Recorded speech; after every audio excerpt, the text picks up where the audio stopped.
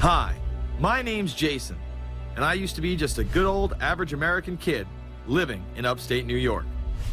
There's me. I played baseball, mastered Mortal Kombat, went to the prom, said the Pledge of Allegiance every day, and loved my country. I even lived the dream of every American youth, college. Sure, it was a state school, but it also happened to be a party town. Great times all around, right? Well, sort of. I still had to work hard as a pizza guy to make it. And of course, there was school. I had to figure out the computer graphics programs I was working with, as well as attend classes I didn't care about. I certainly didn't know much about geopolitics. Then 9/11 happened and everything changed.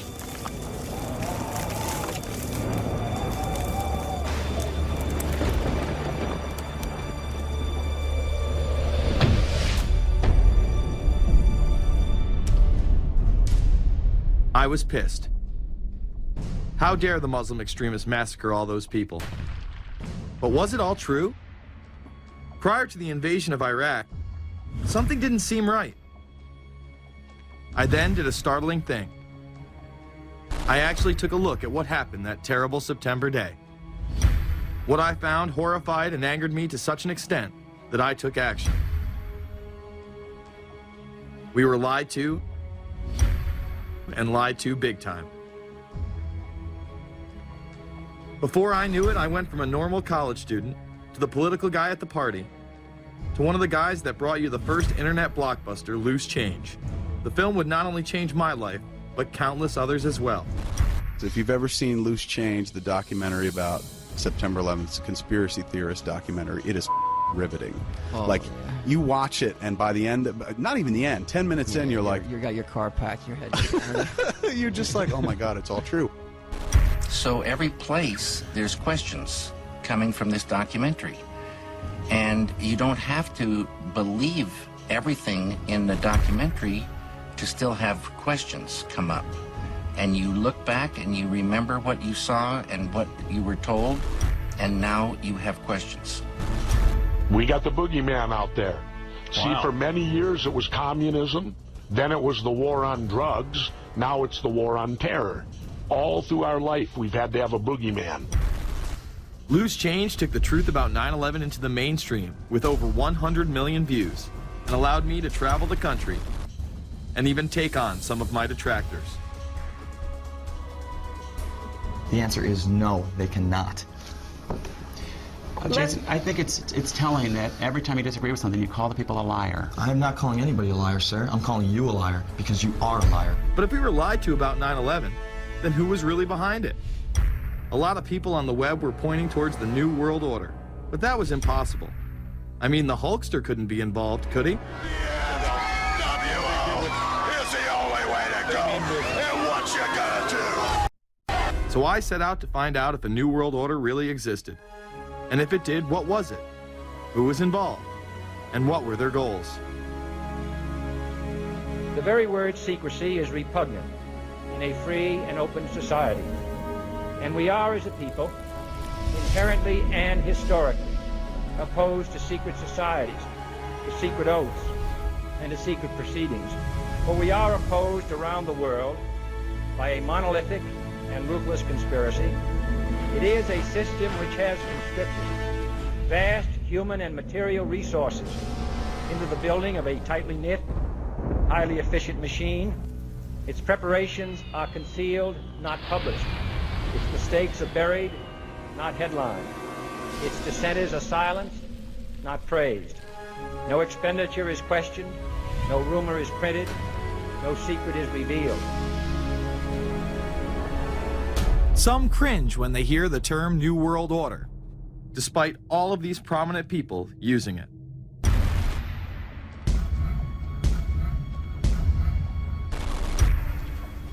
The world that maybe some people dreamt of at that conference back in Bournemouth, when it looked as if maybe history would end, that liberal democracy would triumph, that free market economics would slowly progress, and we'd have a new world order.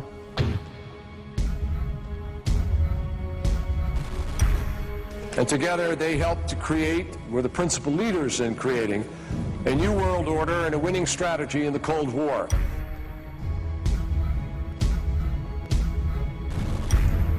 We are part of a new world order. And as the recently departed Admiral William J. Crowe once said, it's long on new and it's short on order.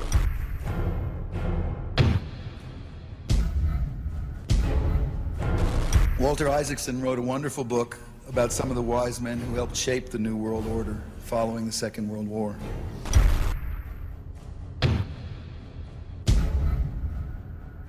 As we devise a way forward in Iraq, I urge the international community to embrace its responsibility for creating that new world order.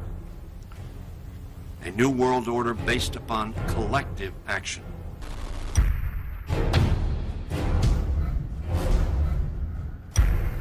The transatlantic partnership was never just the foundation of our security. It was the foundation of our way of life. It was forged an experience of the most bitter and anguished kind. Out of it came a new Europe, a new world order, a new consensus as to how life should and could be lived.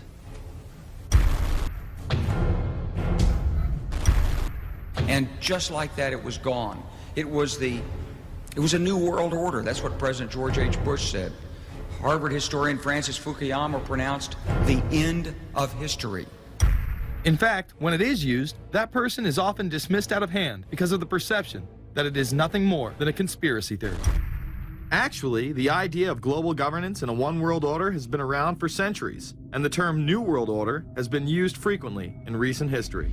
The New World Order means different things to different people, but to those who expect to be in control of it, it means the same thing. It means all the world under their control. They believe that somebody must rule. After all, people are too darn dumb to know how to rule themselves. They figured that that's their role. The first in-depth publication of note was Samuel Zane Batten's work, The New World Order, which was published in 1919. Under the cloak of Christianity, this order speaks of a new world rising and advocates social control over all people and all resources. It promotes a world federation with a world parliament, an international court, and a global police force. Some of its goals are as follows. Community. The danger and loss in crime and degeneracy. The determination to make community life safe, sanitary, wholesome, and moral. Industrial. The disappearance of class distinctions and the solidarity of all interests in the economic process. National. The conception of the nation's welfare as the supreme concern, with the policy that everything shall contribute to this end, and every person must do some useful work. International. The creation of an international mind, with a world consciousness and a world patriotism. The destruction of every arbitrary power that can separately and of its single choice disturb the peace of the world. World government is good, right? It put an end to war. Well, it could put an end to war because you just only have one dictator. I think Adolf Hitler had that in mind. He wanted a world government too, with himself as the master leader. Many have regarded Hitler as the apex of evil, a true heart of darkness. But how many people know that Hitler had his own vision of a new world order? Hitler had been promoted by the establishment. He graced the cover of Time magazine many times and was their Man of the Year twice. His vision was simple: unify Europe and then the world. The only real difference was that his order was racially motivated, instead of being based solely on religion. He even wrote a lesser-known follow-up to Mein Kampf in 1928 that many have dubbed My Order, or New World Order.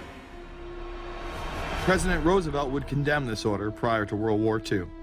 Nazi forces openly seek to establish systems of government based on the regimentation of all human beings by a handful of individual rulers who seize power by force. Yes, these men and their hypnotized followers call this a new order.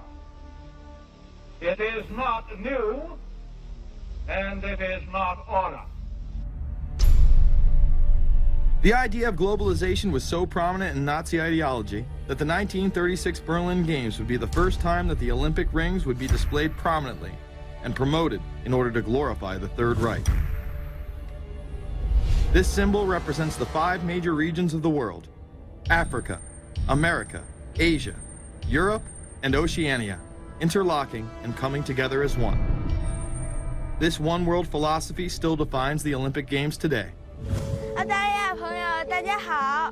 Australia, hello and welcome. One world, one dream. Hitler's methods of youth corps, concentration camps, eugenics, and military aggression were so visible to the rest of the world, he eventually failed. However, his vision of a new world order lived on. Author H.G. Wells, the man behind The Time Machine and War of the Worlds, would write about a planned world state in which there must be a common faith and law for mankind. In 1939, he would publish a full book on the matter called The New World Order. Wells again has a similar vision, stating that national individualism has to go and that sovereign states must end. He then goes on to write, in the great struggle to evoke westernized world socialism, contemporary governments may vanish. Perhaps his most chilling prediction is that countless people will hate the New World Order, be rendered unhappy by frustration and their passions and ambitions through its advent, and will die protesting against it. Many of them quite gallant and graceful-looking people. Collectivism is that concept where individuals are considered to be discardable, and that the group is more important, and that the ultimate group, of course, is the state. And so it boils down eventually to the fact that the state is the all-important unit of society, and citizens exist only to serve the state. Other men of prominence would also promote a New World Order during the 1960s, including industrialist and former New York Governor Nelson Rockefeller. These are some of the reasons pressing us to lead vigorously towards the true building of a New World Order. Rockefeller would also become vice president under Gerald Ford. Religious leader Pope Paul VI, delegates to international organizations, public officials, gentlemen of the press, teachers and educators, all of you must realize that you have your part to play in the construction of a new world order. As well as former President Richard Nixon. And the hope that each of us has to build a new world order. However, Nixon was largely a mouthpiece for his most dominant advisor, Secretary of State Henry Kissinger. Kissinger may be the most vocal proponent for a new world order of his era. He has called for it time and time again, in policy papers, meetings, and interviews. Time magazine recognized both Nixon and Kissinger as Men of the Year after announcing their New World Order in China. However, they were working on it long before. In these once classified documents, they both discussed the new order with the president of Indonesia. Mainstream media was even critical of Kissinger's vision in the early 70s. In ragged, spasmodic fashion, a new world order is coming into being, but it looks less and less like the world order that Mr. Kissinger had constructed in his own mind. Kissinger's New World Order would fall under the radar for some time. However, it saw a vast revival during the first Bush administration. Here is Brent Scowcroft, former vice chairman of Kissinger Associates and former national security advisor under both Ford and Bush Sr., as he discusses the New World Order. Looking at the subtitle this morning, Are We Ready for the New World Order? Gives me something of the shudders. That phrase, New World Order, I'm afraid I'm partly responsible for resurrecting. To me, what that symbolized was perhaps a fundamental change in the character of our response to national security issues. Here, Charlie Rose asked Scowcroft, Kissinger, and former national security advisor Zbigniew Brzezinski if we are living in a new world order. Where are we as we think about this time in American foreign policy? Are we at a special moment which is being redefined? Or are we creating a new world order? We're at a moment when the international system is in a period of change like we haven't seen for several hundred years. In some parts of the world, the nation state on which the existing international system was based is either giving up its traditional aspects, like in Europe, or as in the Middle East. George H.W. Bush would campaign for a new world order like no other president before him. He would openly discuss it during his State of the Union address. What is at stake is more than one small country. It is a big idea, a new world order, where diverse nations are drawn together in common cause to achieve the universal aspirations of mankind. Again, a unified Europe was a major goal in creating this order. With few exceptions, the world now stands as one. A year and a half ago, in Germany, I said that our goal was a Europe whole and free. Tonight, Germany is united. Europe has become whole and free. The world can therefore seize this opportunity to fulfill the long-held promise of a new world order. We can find meaning and reward by serving some higher purpose than ourselves, a shining purpose, the illumination of 1,000 points of light. Bush Sr. and his administration would tour and promote this agenda across the board at any given opportunity. The President has spoken often of a new world order. And we have an unprecedented opportunity to build a new era of peace and prosperity here and abroad, to build a new world order. It's my understanding, I think that the President, and I don't know the context of how it came up in his speech last night in New York, said that China must be a part of the new world order.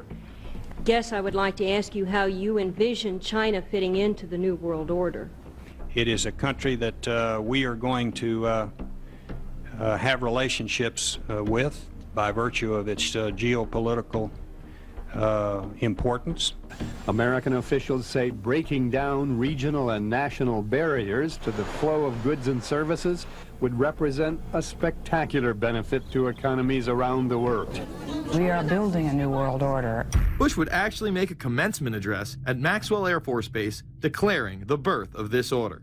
And that's why I wanted to speak to you today about the new world taking shape around us, about the prospects for a new world order now within our reach. In the coming weeks, I'll be talking in some detail about the possibility of a new world order emerging after the Cold War. But today, I want to discuss another aspect of that order. You see, as the Cold War drew to an end, we saw the possibilities of a new order in which nations work together. It refers to new ways of working with other nations to deter aggression and to achieve stability. As old threats recede, new threats emerge. The quest for the new world order is in part a challenge to keep the dangers of disorder at bay. We must build on the successes of Desert Storm to give new shape and momentum to this new world order. Only when this transformation is complete will we be able to take full measure of the opportunities presented by this new and evolving world order. The new world order really is a tool for addressing a new world of possibilities. This order gains its mission and shape not just from shared interests, but from shared ideals. After the Gulf War had ended, Bush was so obsessed with the idea of a new world order that he had a series of Glocks imprinted with the term that he would give to members of his administration, including Colin Powell, Brent Scowcroft, Dick Cheney, and General Norman Schwarzkopf. Cheney would even approve policy papers regarding the New World Order. Defense Secretary Dick Cheney has approved a revised draft of a policy document on the New World Order. The Pentagon is backing off a controversial earlier draft and has abandoned a one superpower strategy. The final document puts more emphasis on international alliances and organizations. This would become an unprecedented unprecedented time period for people all over the globe to discuss at length what the New World Order meant to them. People within the media.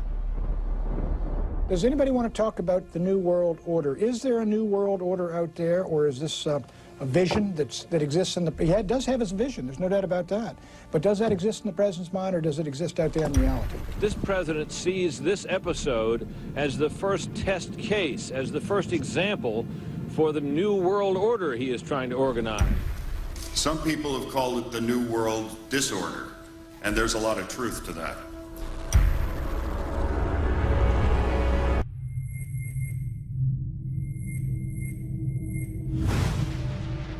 University and institutional chairs.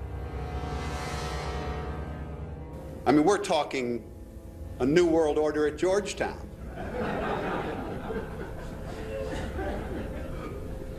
And we'd like to be very much a part of it and continue to live. This is a world that is likely to be dominated in the near future, and perhaps longer, by the Gulf War and the New World Order, which is the buzzword of the moment. So the secret of a New World Order, and at this point it's just a slogan, but it does have some historical background in terms that orders have succeeded each other over time. The secret of this is to learn how to use coalitions. We are effective in the United Nations. People within government. George Bush has invoked a New World Order without enunciating a new American purpose. The president has still failed to articulate clear goals for our nation's foreign policy in this new age. I find the term New World Order very revolting, and just not only historically but politically today. I think Harding is absolutely right, and the actions of the administration just after enunciation of the New World Order put the lie to the fact there is any real substance behind what they say as New World Order. The first act of the New World Order was A, to make war, and then B, was to sell arms all over again. Is there a New World Order? We know certainly that George Bush has copyrighted the term at this point. In the aftermath of this war, though, is it an empty vessel into which something will be poured? Is it the appropriate term to use? Is it going to be a New World Order, or will disorder be just as significant in this process as we look ahead? Let's start with Madeleine. I think that we have, in fact, kind of had this term thrown at us, and many of us have not liked it, partially because of the previous historical connotation, and partially because I think it doesn't really deal with the way the world ought to be or is at the moment.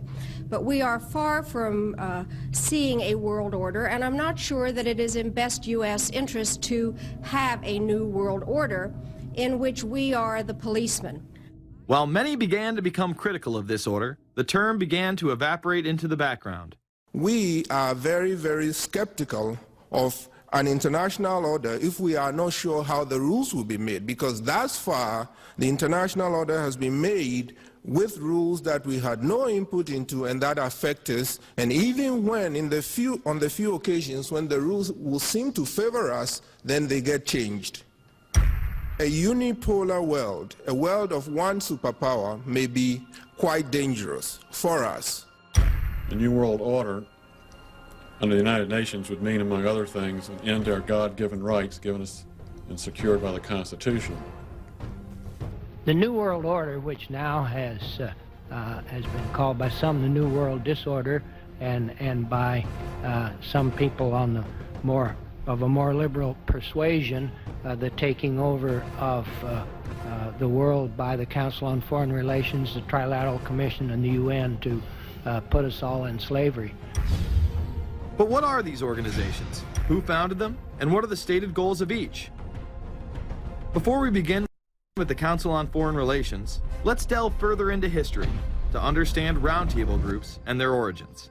Its roots go way, way back in history, and they go back to the formation of a secret society, a secret organization that was created by Cecil Rhodes, a very powerful and very wealthy individual. And people have heard about him in history, and they know about the Rhodes Scholarship, and they think, well, isn't that nice?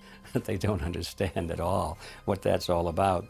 Cecil Rhodes, when he died, left his great fortune not to his family, not to his heirs, but for the creation of a secret society. And we know about this because There were some people very intimately involved with this organization who wrote about it. One of the best authors on this topic is Professor Carroll Quigley. He wrote several books, and Tragedy and Hope is the best known of his. He described in detail the secret organization created by Cecil Rhodes, and he explains in these books he knows about them because he was invited by the organization into its inner circle. He was never a member of it, but he was invited in as their historian, and he was allowed to see their secret records and papers and study them for several years. And he knew all the important players, and he understood what it was about, and so he wrote these books. It's an amazing thing because he laid out in great detail what the purpose of the organization was and how they were the major players in all of the big international events since and including World War I.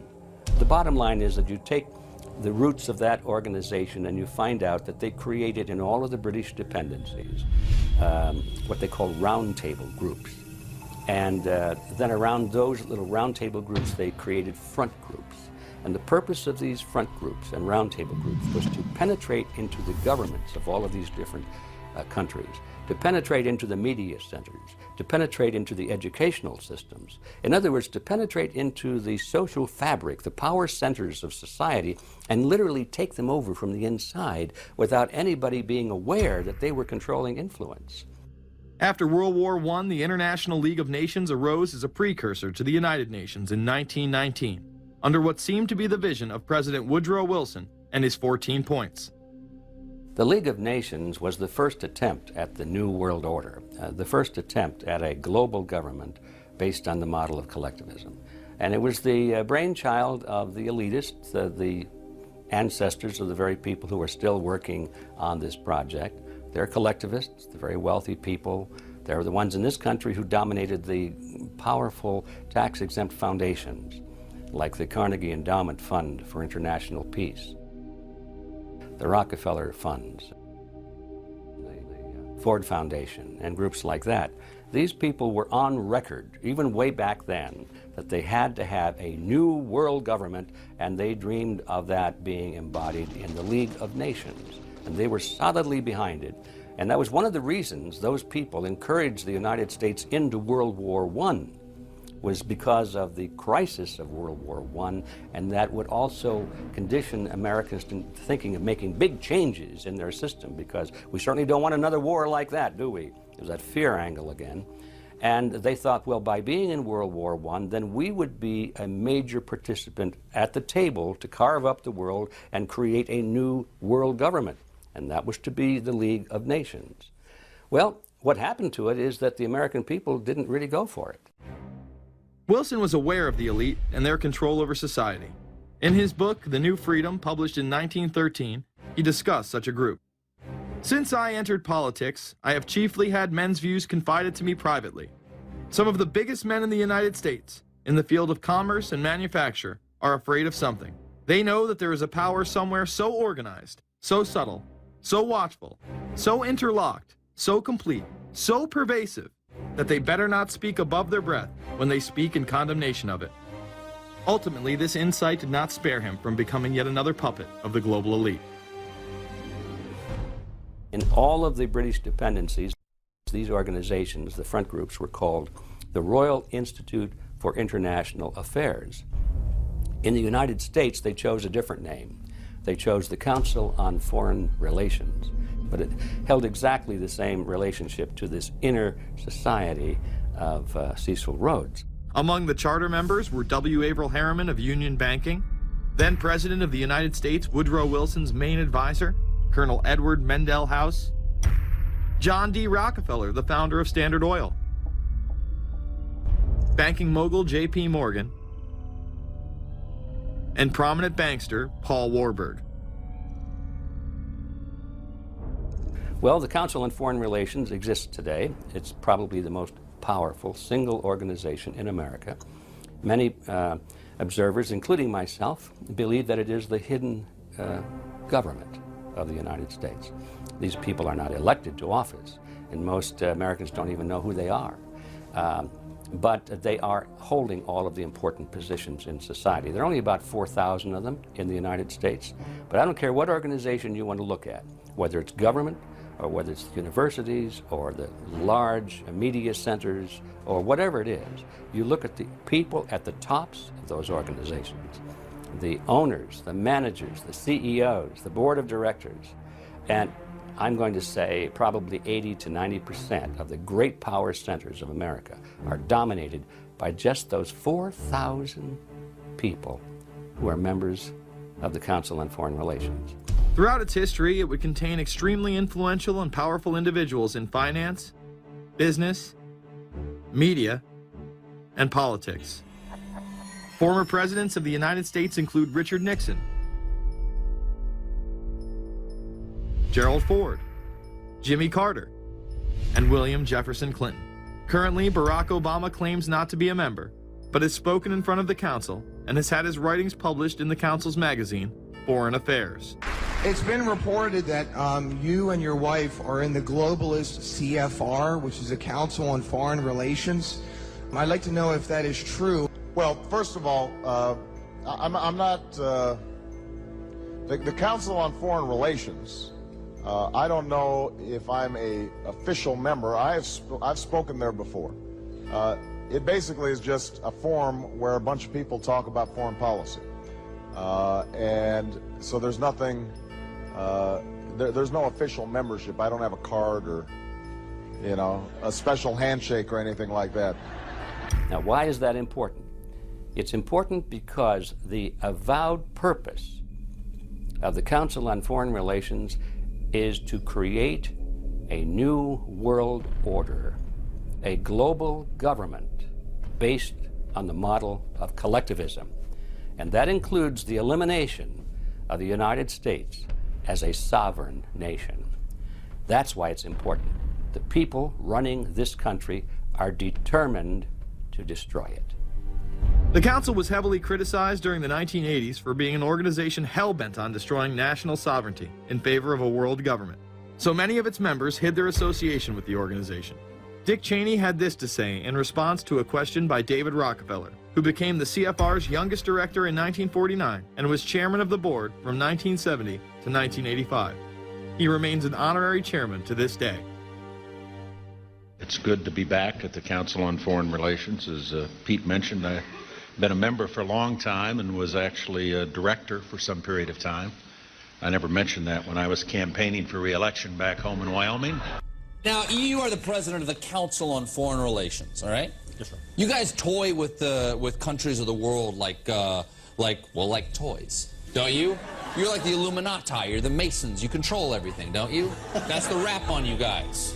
What's so interesting now, though, is who's on the chessboard. It's the toys, if you will, are a lot more than states. Notice that Mr. Haas does not deny that the CFR has massive control over the geopolitical arena, and instead tries to focus on the separate entities outside of nation-states. Current Secretary of State Hillary Clinton also reveals the importance of the CFR here. But it's good to have an outpost of the Council right here down the street from the State Department. We get a lot of advice from the Council, so this will mean I won't have as far to go to be told what we should be doing and how we should think about the future. You have these private groups that are run and created by the elite, by the ultra-rich, wealthy families that have been manipulating global markets from behind the scenes for generations. They create these private groups that then feed information to the government, to senators, to congressmen, their recommendations, their policy papers, what they think should happen. And it's fascinating because if you actually read what it is that they're doing, the recommendations that they make, they're very able to get them put in place. Discussions that are going on in these private groups are really talks that should be going on in Senate committees and in the halls of Congress, but they're happening with these ultra-elite groups that are then pushing their propaganda into the political mainstream, and then it's becoming enacted, it's becoming put into law. Still not convinced the CFR is promoting a new world order? Listen to what Leslie Gelb had to say upon leaving the New York Times to chair the organization as its president in 1993. I loved it. Doing a column is a great job. I'm going to an equally great but different job, and in a way a job that caps everything I've been doing in my life, in government and academia and in journalism.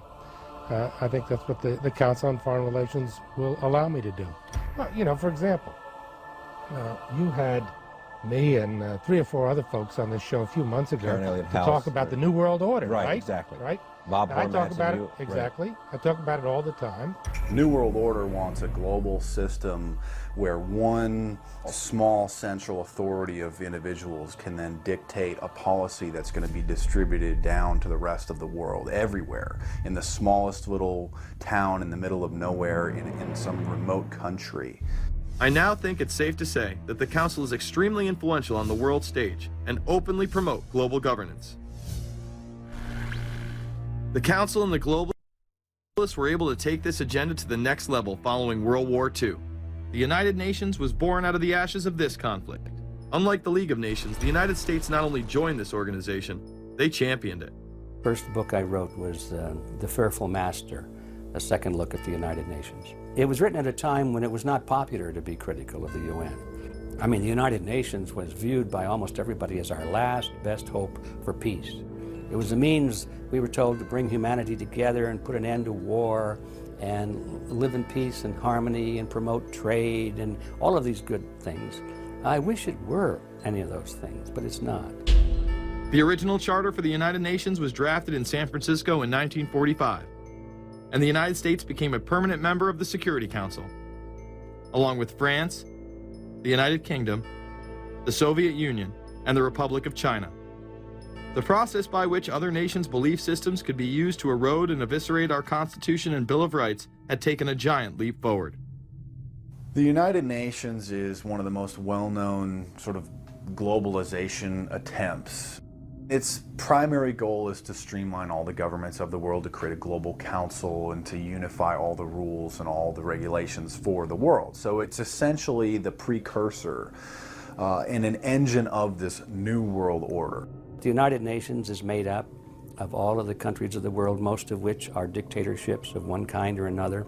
And you don't take a bunch of dictatorships and put them into a bag and shake it up and come out with a freedom-loving governmental unit. You come out with a global dictatorship.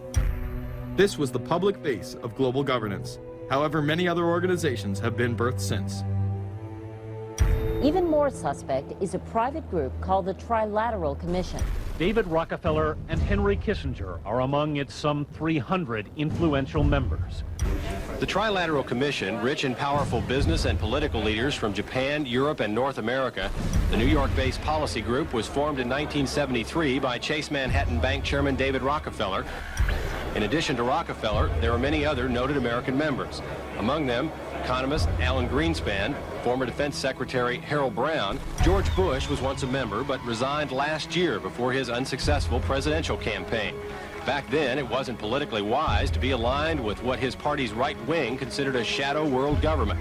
The United Nations would take over America. The Trilateral Commission would control the world. Just look at its membership, they say. Current and former members include Presidents Clinton, Bush, and Carter. Names like Brzezinski, Christopher, Kissinger, and Schultz. And top executives of ITT, Xerox, Exxon, and Nations Bank. Although this group with only 300 members seems to be at the apex of the power structure, there is yet another group formed in 1954 that is even smaller in number and has a greater influence on world events. Meet the Bilderberg Group. This elite group meet annually around the globe. There is a core group of members who have attended every year for decades, such as David Rockefeller, Henry Kissinger, and Queen Beatrix of the Netherlands. These members invite others who are politically and socially relevant at the time. Each year, around 140 people are in attendance. Real quick, I asked you this question. In June of 2004, you attended a meeting in Italy called the Bilderberg Group. I just want to know what you were doing out there, what that was all about. If she lied to me and told me she didn't go, I figured you might tell me the truth. All I did was go. They had a Republican and a Democrat. Republican was I gave like a 20-minute talk on the presidential election. You didn't have anything to do with being John Kerry's running mate? Did you talk about that at all? No, because I wasn't his running mate. Okay. I happened to be in Europe then on my way to Russia. I was invited to go to Bilderberg by Vernon Jordan, a friend of mine and a genuine hero of the civil rights movement. And to the best of my knowledge, NAFTA was not discussed by anybody in my presence. Documents released by the group in 2001 reveal that in September of 1955, the group met in Germany and covertly outlined the idea of a European Union. Section E, European Unity, discusses the general support for European integration and unification, and the idea to unify Germany once again with the rest of Europe under a common marketplace. Belgian Viscount and current Bilderberg chairman Etienne Davignon told the EU Observer in 2009 that the next Bilderberg meeting could improve understanding on future action in the same way it helped create the euro in the 1990s. This illustrates the patience, vision, and reach of this organization. It was able to promote and establish both the European Union and a European currency over the course of just under 40 years, incrementally. One of the things that the elitists discussed back at the turn of the century when they were talking about how do you convert the United States into a collectivist system was the fact that you can't do it quickly. You have to let people get used to it incrementally, because any major change would be rejected. The 1957 Conference of Rome, where the Common Market Treaty, providing for free trade in all products, was at last signed. 6 nations, France, Germany, Italy, Belgium, Holland, and Luxembourg, agreed to remove all mutual barriers to trade within 12 to 15 years, the embryo of a political union which they proclaimed to be their ultimate objective. In that fashion, it's possible for people to get used to this process and even to think it's a good thing. People will accept the gradual growth of government, the gradual loss of their purchasing power. They'll accept almost anything if it's done gradually. And we have to be very alert to that. 2008 and 2009 attendees include World Bank President Robert Zoellick, Treasury Secretary Timothy Geithner, former head of British Secret Intelligence Richard Dearlove, Donald Graham, CEO of the Washington Post, CNN host and author of the Post-American World, Fareed Zakaria, and many other giants of business, politics, and media. You just came back from meeting with the Bilderberg Group. The Bilderberg Group are, you know, when people who are conspiracy theory people, they send me mail, it's usually about the Bilderberg Group. And I get these books on my front door, which I'm uncomfortable with. And it's all about the Bilderberg, like they're the modern day Illuminati. Are you a member of the Bilderberg Group? I don't think we're supposed to talk about this. Many have identified them as the kingmakers, the puppet masters that pull the strings behind the scenes. Perhaps there is no better example of this than what occurred during the 2008 conference. Immediately after Obama had been selected as the Democratic presidential nominee, the pressure was on to choose a running mate. We've put together a committee.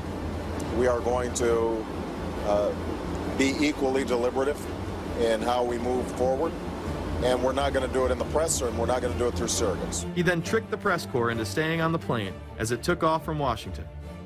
He was whisked away to an undisclosed location. Obama was supposed to fly home. He'd been here in Virginia. He was supposed to fly home out of Dulles, as you know, outside Washington, D.C. The press corps was waiting for him on the plane, and the pilot announced that they were leaving, and Barack Obama was not on the plane. Presumptive nominees in the past has always been that they have at least a press pool with them at all times. Is there a reason why we didn't go with him in the motorcade all the way? This is what we're out here for, and now we're on this plane with no candidate. Again, you know, look, I understand.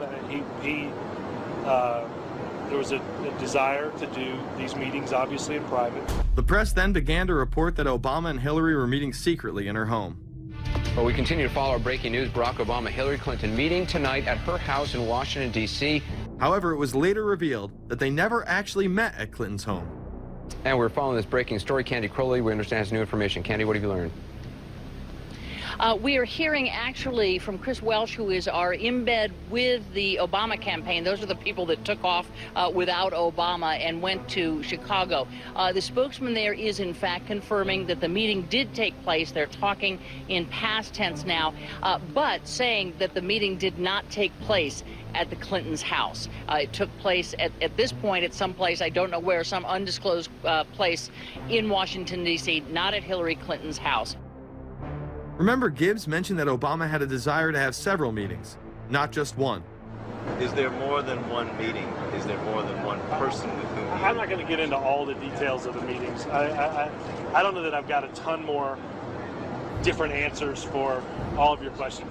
The truth of the matter is that Bilderberg just happened to be in the neighborhood at the time. They were holding their annual meeting just down the road in Chantilly, Virginia. What are the chances? What's interesting and dangerous about the New World Order is that it's not a natural progressing idea. It's just not civilization naturally evolving and organizing into this system. It's the group of extremely powerful people that are manipulating the system to get it to this status from behind the scenes without anybody's knowledge. You have to ask yourself, if there isn't an agenda going on to keep those organizations quiet and to keep them out of the news, to keep the discussions about them behind closed doors, then why is it that these supposed experts on the left and on the right never talk about them? This has been a condensed history of the globalist organizations and their rise to power. But is there a reason they meet behind closed doors? A shadow world government has been mentioned, but to truly understand what that means, let's go back to this iconic warning from President Dwight D. Eisenhower. Progress toward these noble goals is persistently threatened by the conflict now engulfing the world. It commands our whole attention, absorbs our very beings. We face a hostile ideology, global in scope, atheistic in character, ruthless in purpose, and insidious in method. Unhappily, the danger it poses promises to be of indefinite duration. The need to maintain balance in and among national programs. Balance between the private and the public economy. Balance between the cost and hoped for advantages. Balance between the clearly necessary and the comfortably desirable. We have been compelled to create a permanent armaments industry of vast proportions. We annually spend on military security alone more than the net income of all United States corporations. The total influence, economic, political, even spiritual, is felt in every city, every state house, every office of the federal government. Yet we must not fail to comprehend its grave implications. Our toil, resources, and livelihood are all involved. So is the very structure of our society. In the councils of government, we must guard against the acquisition of unwarranted influence, whether sought or unsought, by the military-industrial complex. The potential for the disastrous rise of misplaced power exists and will persist. America went into a major mobilization, revived its defense industries, and we saw the civilian economy of America more and more skewed through the 50s. Already in Eisenhower's time, he could see it coming, that you were getting a larger and larger defense military component of the economy, which, unlike the rest of the economy, was very, very centrally organized about lobbying for more and more new weapons. It was the political skills of this military-industrial complex, which I think Eisenhower was really warning us about, and rightly. There is a military-industrial complex. Today, we see a situation where the civilian economy is really in tatters, and most of our civilian production has gone overseas to third world countries. What do we export? Our biggest export practically is garbage, but apart from garbage, we export military equipment. We have a special act which subsidizes, makes it possible for countries abroad to buy our armaments because it's too expensive to produce them for one country only. So we have become a very efficient military-industrial complex, but the civilian economy is only a ghost of what it used to be, and this has terrible consequences for democracy because it means that the power of this lobby is now sort of dominating what goes on in Washington. Through multinational corporations, global intelligence networks, out-of-control banksters, all under the veil of national security and black operations, the global elite have consolidated power on a massive scale over the last several decades. You see, global corporations not only fund and develop large technological and military projects here and abroad, they also own the consumer industry and production, as well as all of the important media. By owning the vast majority of what we hear and see on a daily basis, we have been manipulated on a mass scale as to regards to what we believe and desire, both socially and politically. Edward Bernays, the nephew of world-famous psychoanalyst Sigmund Freud, would study group dynamics and become the father of public relations.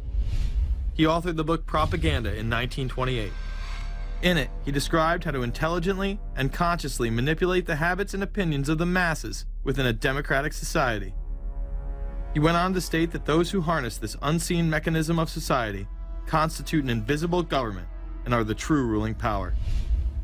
It is they who pull the wires which control the public mind, who harness old social forces and contrive new ways to bind and guide the world. The average American is distracted, mindless, worried about minuscule things, celebrities, as if it was their own family members. And this is by design, because the powers that be, who own the media, know how our brains work. They know scientifically how the human mind functions. They know about sociology, and they are using the media, and have used the media for decades now, to entertain people with issues that don't really matter. When you have the big news networks covering celebrity issues as if it's the most important thing, it becomes the most important thing. And this is not by accident. This is to keep us out of the way. Because if you're worried about the latest celebrity death or the latest celebrity couple or the celebrity breakup or your sports team having a shot at the Super Bowl or the World Series, there's so much information about those issues that can be discussed that will mesmerize people, and they won't know or care about the real issues that are out there. Well, I think this is just one more piece of evidence of the degree to which the media, supposedly the watchdogs, has become the gatekeeper of the system. Mainstream media are, first of all, nearly all of them corporations, nearly all of them now publicly held, part of the whole Wall Street financial system that they're supposed to report about objectively, but they can't. They, right now, in October of 2009, they are celebrating the recovery of the biggest banks in New York and saying that the recession is over. Of course, there are a few problems, like foreclosures are going on, unemployment is rising. All of this is affecting the American people, but it's not affecting the financial elite who also control the media. Bernays successfully identified the invisible empire which controlled the minds of men. So as the populace is mesmerized and hypnotized by powerful behind-the-scenes forces, as they are distracted by the latest celebrity scandal, the newest cell phone, and their favorite sports team, this network disguises itself, remaining in the shadows. Despite the elite utilizing Bernays' methods, in conjunction with the military-industrial complex they had erected, a modern arm of this organization was exposed in what came to be known as the Iran-Contra scandal. Essentially, black operations were not only caught dealing arms illegally and supporting South American dictators, but also smuggling drugs into the United States. Iran-Contra was really the merging of two different programs. The first one was support for the Contras, who were, let's face it, a force of terrorists in Nicaragua trying to overthrow the Sandinista government. They were being secretly supported by the CIA, and at the bottom of the whole thing was drugs. Iran-Contra was openly exposed by massive network coverage. How was it that in 3 years, a network Washington set up to run arms to the Contras wound up running cocaine into this country for the most vicious drug cartel in the world? At the same time, we were supposed to be fighting a war against drugs. But by the same token, I also smuggle my share of weapons in exchange for those illegal substances, with the full knowledge and assistance of both the DEA and CIA. Betzner says that in 1983 he flew weapons from Florida to El Salvador and drugs from Colombia to the Bahamas on the way back. In 1984, he says, he flew twice from Florida to Costa Rica and back. We could bring back our own cargo, and they would arrange it, or we could bring back their cargo without ever having to worry about interception, arrest, anything like this, that everything was taken care of. What kind of cargo were you talking about? Drugs. Tolliver says he had 2 meetings with this man, CIA veteran Rafael Quintero. Then in March of 1986, he says he flew 14 tons of weapons down to Honduras, to this Contra resupply base set up by the CIA. We take off from Tegucigalpa, Honduras, and we leave. To? South Florida. Where in South Florida? We landed at Homestead. Homestead? Air Force Base. This is the plane Tolliver says he used. The plane traces to a company that had a State Department contract to fly humanitarian supplies to the Contras. In addition to that, 36 sources confirm the basic scheme. We can now report that long before that operation began, there was another operation to provide guns for the Contras, which was also against the law. In this operation, Americans and Israelis provided arms to the Contras, and then the same network smuggled drugs into the United States. The operation was launched in spring of 1983 at Washington's request, with at least $20 million of Israeli government money later reimbursed, we're told, from U.S. Covert Operations Fund. For about 5 years, people were flying arms into Iran, and most of them came from Israel. The Israelis purchased the weapons from Poland and Czechoslovakia and began shipping them secretly from Yugoslavia to Bolivia, and then to Panama. The Israeli liaison man there, this man, Michael Harari, until recently a close aide to Panama's strongman, General Manuel Noriega. You'd bring the ship into Colombia, you would load drugs aboard it, and you would bring those drugs back to Panama with you. But bringing that stuff into the United States, that was something else. I've never been so thoroughly disgusted with myself in my life. This network would also be involved in the October surprise. We really can't understand that unless we understand the so-called October surprise in the 1980 election, which is, I think, unquestionably Republicans, including William Casey, who later became Reagan's head of the CIA, negotiated with the Iranians for them not to release the hostages which were being held in Iran to Carter, but to wait until the Carter was defeated and the Republicans were in. That is what actually happened, that the hostages were only released on the day that Carter left office and Reagan came in. Unbelievably, this same network would even be linked to the BCCI banking scandal by journalist Danny Casolaro. Casolaro was probing a conspiracy he called the Octopus, which involved the Iranian hostage crisis, the Iran-Contra affair, with, believe it or not, all funds channeled through BCCI, the international bank charged with everything from money laundering to fraud. BCCI, it's a shadowy international bank linked to terrorists, drug runners, and dictators. Little was known about BCCI until 6 of its top officers were arrested in Tampa in October of 1988 on charges of laundering drug money for Colombian cocaine bosses. The BCCI men were convicted, and the bank itself pleaded guilty. But for some reason, the bank was allowed to continue to operate all over the world. There are indications that some of the reluctance to prosecute this bank stemmed from the favors it did. The favors it did for intelligence services everywhere. Too many secrets of too many countries, too many prominent people, too many hands-on, and that makes it desirable that this entire affair be forgotten. It began to become clear that the global traffic of drugs were funding violent dictators rigging elections, supporting the arms trade, and enforcing the assassination of anyone who got in the way. Cassolaro was found dead for his efforts in exposing this network. His death, of course, ruled a suicide. He was meeting a source in West Virginia. He was about to discover all. Instead, his body was discovered in a hotel room with 12 slashes in his wrist, but when the local authorities ruled it suicide, the family said, no way. The housekeeper had taken calls threatening his life. And I pick it up telephone, I say hello, and he say to me, you son of a bitch, you's dead.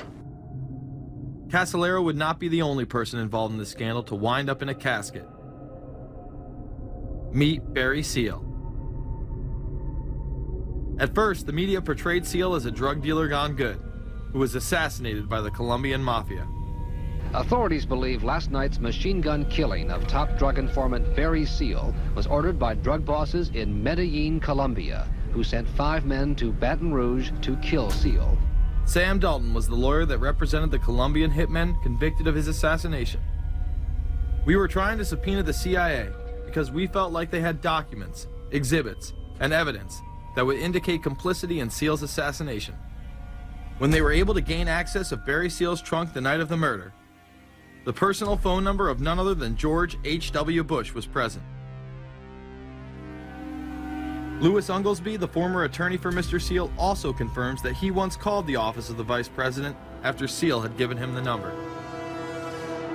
You see, the Black Ops drug smuggling operation had not yet been exposed, and intelligence couldn't take any chances. It was later revealed that Seal was involved in smuggling cocaine into Mena, Arkansas, while Bill Clinton sat as governor. 1983, Ronald Reagan was president, Bill Clinton was governor, and little Mena, Arkansas changed from a quiet town to a center for drug smuggling and reported Contra support activity. In the middle of it all, this man, admitted dope smuggler Barry Seal. Arkansas State Trooper Russell Welch investigated Seal's organization. Each trip would have 250 to 350 pounds of cocaine. According to the London Telegraph, Arkansas State Trooper Larry Patterson testified under oath that he and his officers discussed repeatedly in Clinton's presence the large quantities of drugs being flown into Mena Airport, large quantities of money, large quantities of guns. Hot Springs police officers would also record Roger Clinton, Bill's brother, during a cocaine transaction stating, "Gotta get some for my brother. He's got a nose like a vacuum cleaner." There was also a large amount of money laundering going on in Mena. Former IRS agent William Duncan traced some of Seal's drug profits laundered through Mena banks. We had direct testimony from people who were involved in the money laundering operation.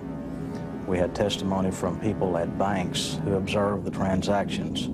What happened when you tried to make this case before a grand jury? I was never asked to present the evidence to a grand jury, ever. This very same network used BCCI to fund the Afghani rebels. The deputy director of the CIA, Richard Kerr, said late today that the CIA did use the Bank of Credit and Commerce International, BCCI, to support CIA activities overseas. Most people still believe that the Soviets had maliciously invaded Afghanistan in order to spread their communist agenda.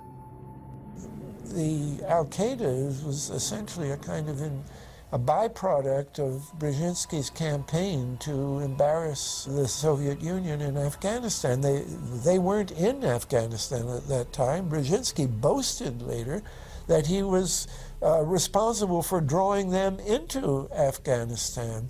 And he did this extraordinary interview with Le Nouvel Observateur in France, and they said, "But aren't you worried that you've created this whole new force of Al-Qaeda?" And he said, "Oh, what's more important, a few crazed Islamists or the fall of the Berlin Wall?"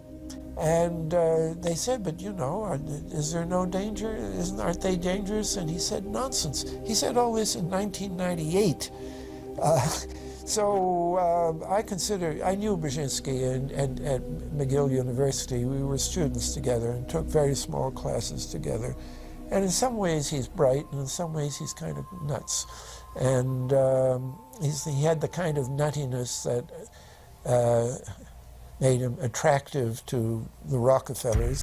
Bin Laden and his network were actually funded by BCCI through U.S. covert operations. Well, the reason I bring it up, if you've ever heard any of our call-in shows, you know that we have people that think about the conspiracy theories of people like you. You would be a poster child for these people because you have served on the board of the Council on Foreign Relations. You helped start the Trilateral Commission, and you've been to the Bilderberger Group. Are people too close in this world, people in business, too close to the governments? Well, you know, there is such a thing as insidious influence. And the question is, how does it operate? Does it involve bribery? And does it involve some sort of psychological domination of individuals? I don't believe in this notion of some sort of secret societies controlling people.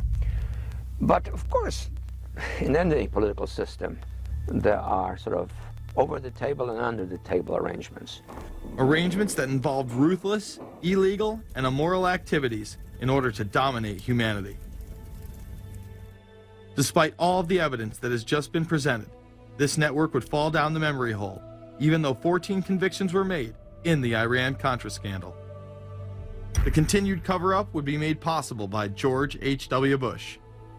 These documents that came forward in the North trial clearly reveal the involvement of the Vice President to a greater degree, I think, than he has acknowledged heretofore. This, of course, did not stop him from pardoning those involved during the twilight of his presidency. Some new reverberations today to President Bush's Christmas Eve surprise, the pardoning of former Defense Secretary Caspar Weinberger and several others in connection with the Iran-Contra allegations. Well, now the special prosecutor says it's the president who needs to explain some things. The real issue is why the notes weren't produced 5 years ago when the congressional investigation and the independent counsel's investigation had requested them. Because high-level political officials scrambled to limit the investigation and establish plausible deniability for the upper echelons of the network, including Bush himself. So who is this guy, and how did he come to power? To understand that, we must first take a look at his father, Prescott. Prescott was born into privilege and became extremely influential in business, intelligence, and politics. He helped establish the CIA out of the Army's Office of Strategic Services with the Dulles brothers, and served as a senator in the state of Connecticut. However, during his time serving as one of the directors of Union Banking Corporation, he was doing business with Nazis. The Bushes have been sort of at the heart of the military-industrial complex since its very beginning, and that Prescott was involved in a firm that actually fronted for Nazi firms in America. In fact, Union Banking and its subsidiaries were seized by the United States government in October of 1942 under the Trading with the Enemy Act. After the war, the assets were returned, a few fines were paid, and it was swept under the rug of forgotten history. These Nazi ties should not be all that shocking, seeing as it has been declassified that the Office of Strategic Services recruited Nazis into its ranks through Project Paperclip in August of 1945. George Bush seemed to follow in his father's footsteps, using Prescott's business connections to move to Texas and get into the oil industry. He would first attain political office as a Texas congressman in 1966, but then lose his bid as a Texas senator in 1970. It was at this time that Nixon appointed Bush as an ambassador to the United Nations. According to official accounts, Bush then began work with the CIA as its director in 1976. Evidence suggests that Mr. Bush and the CIA actually had a much longer-standing relationship. There are indications that he had relations to the CIA before. There's a very strange memo, and the name's George Bush. And when this was published, there was a lot of fuzzing of the issues, but given George H.W. Bush's strong connections with the Cuban community, I think there is a good chance that it was the George Bush we know, so that he did have a CIA connection. Bush left the CIA just under a year after his appointment. He is credited with restoring the agency's morale, as its image was being shattered by the Church Committee's revelations of the CIA's unauthorized activities involving assassinations and corruption. In reality, Bush was responsible for denying the Church Committee many of the documents it requested, and making it impossible for them to do a thorough investigation. After his time as CIA director, he devoted himself to becoming the next president of the United States. Many people within his own party did not like his globalist ties. Along the campaign trail, Bush continually had to explain his association with the group. You know J.R. Ewing in the show Dallas? J.R. is a member of the Trilateral Commission, I think. It's got to be because it's so bad. Let me tell you something. I used to be a member of it.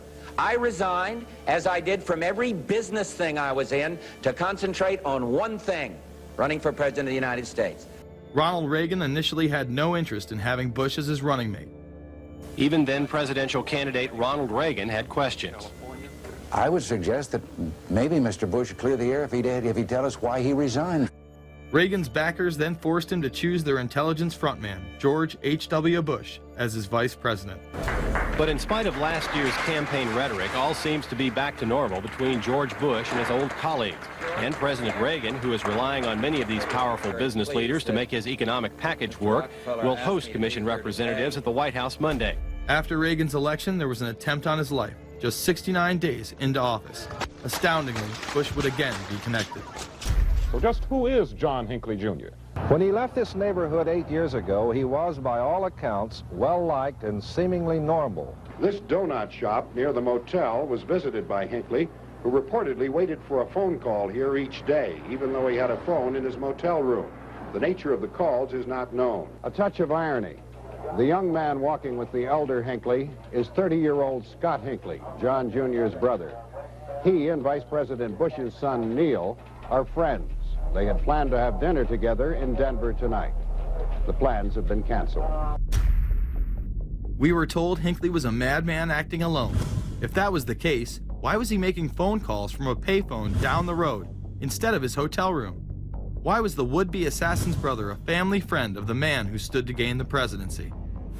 While Reagan led the nation in the public eye, Bush exploited his power through the largely unknown Continuity of Government Directive. In the United States federal government, there is a super-secret agency which controls this shadow government. The National Program Office allowed Bush and his network to attain executive emergency powers. Ronald Reagan authorized the National Program Office when he signed a top-secret directive in 1982. Oliver North was one of the key officers responsible for the program's startup. Under the NPO's direction, 4 agencies were charged with execution of the Doomsday Plan: the CIA, the Departments of State and Defense, and the Federal Emergency Management Agency. An effort was being made to consolidate continuity of government programs across several major departments of the government under one office. After 8 years of secret wars, covertly sponsored revolution and assassination had advanced globalist interests and allowed Bush to achieve his lifelong dream by becoming the 43rd president of the United States. The fall of the Soviet Union left the United States as the sole superpower in the world. The Wolfowitz Doctrine stated, "We must maintain the mechanism for deterring potential competitors from even aspiring to a larger regional or global role." The New World Order was on display with the first Gulf War and the creation of a European Union. After losing to his crony Bill Clinton, he faded into the background as the agenda for a New World Order marched forward. After 1989, President Bush said, and it's a phrase that I often use myself, that we needed a New World Order. We have just exposed many of the globalist operations, including drug dealing, funding terror, dealing arms, and taking over the United States government by stealth. Whenever these agendas were threatened, those who opposed them ended up dead.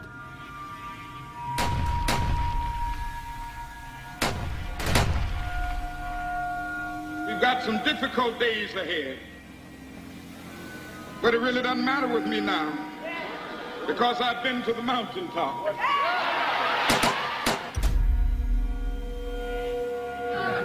My thanks to all of you, and now it's on to Chicago, and let's win there. Thank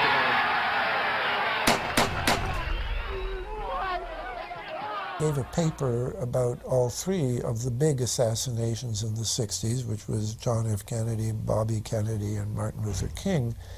And there are certain common denominators. I call these events deep events.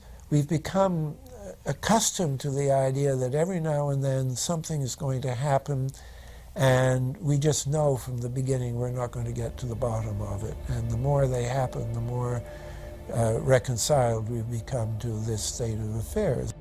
In 1978, the House Select Committee on Assassinations could not ignore there was a conspiracy in regards to the assassination of John F. Kennedy and Martin Luther King Jr. Good evening. A congressional committee has concluded that President John Kennedy and civil rights leader Martin Luther King Jr., both of them, were probably killed as the result of conspiracies. The House Assassinations Committee wound up its 2-year study by recommending that the Justice Department look into both cases. In the assassination of Dr. Martin Luther King, the committee concluded the likelihood of conspiracy. The committee's summary of findings says President Kennedy was probably assassinated as a result of a conspiracy, that its evidence establishes a high probability that 2 gunmen fired at the motorcade. The committee concluded that President Kennedy did not receive adequate Secret Service protection in Dallas, that the CIA was deficient in sharing information before and after, that the Justice Department and Warren Commission failed to pursue possible conspiracies and made their conclusions too definite. There seems to be no debate that the CIA and Secret Service were involved in the assassination, as you can clearly see 2 Secret Service agents being taken away from their positions at the back of Kennedy's vehicle just moments before the assassination. And no matter what you believe about Oswald, it has now been declassified that Oswald was trained by the CIA in 1957 under the cover of the Office of Naval Intelligence. These political assassinations continue to this day.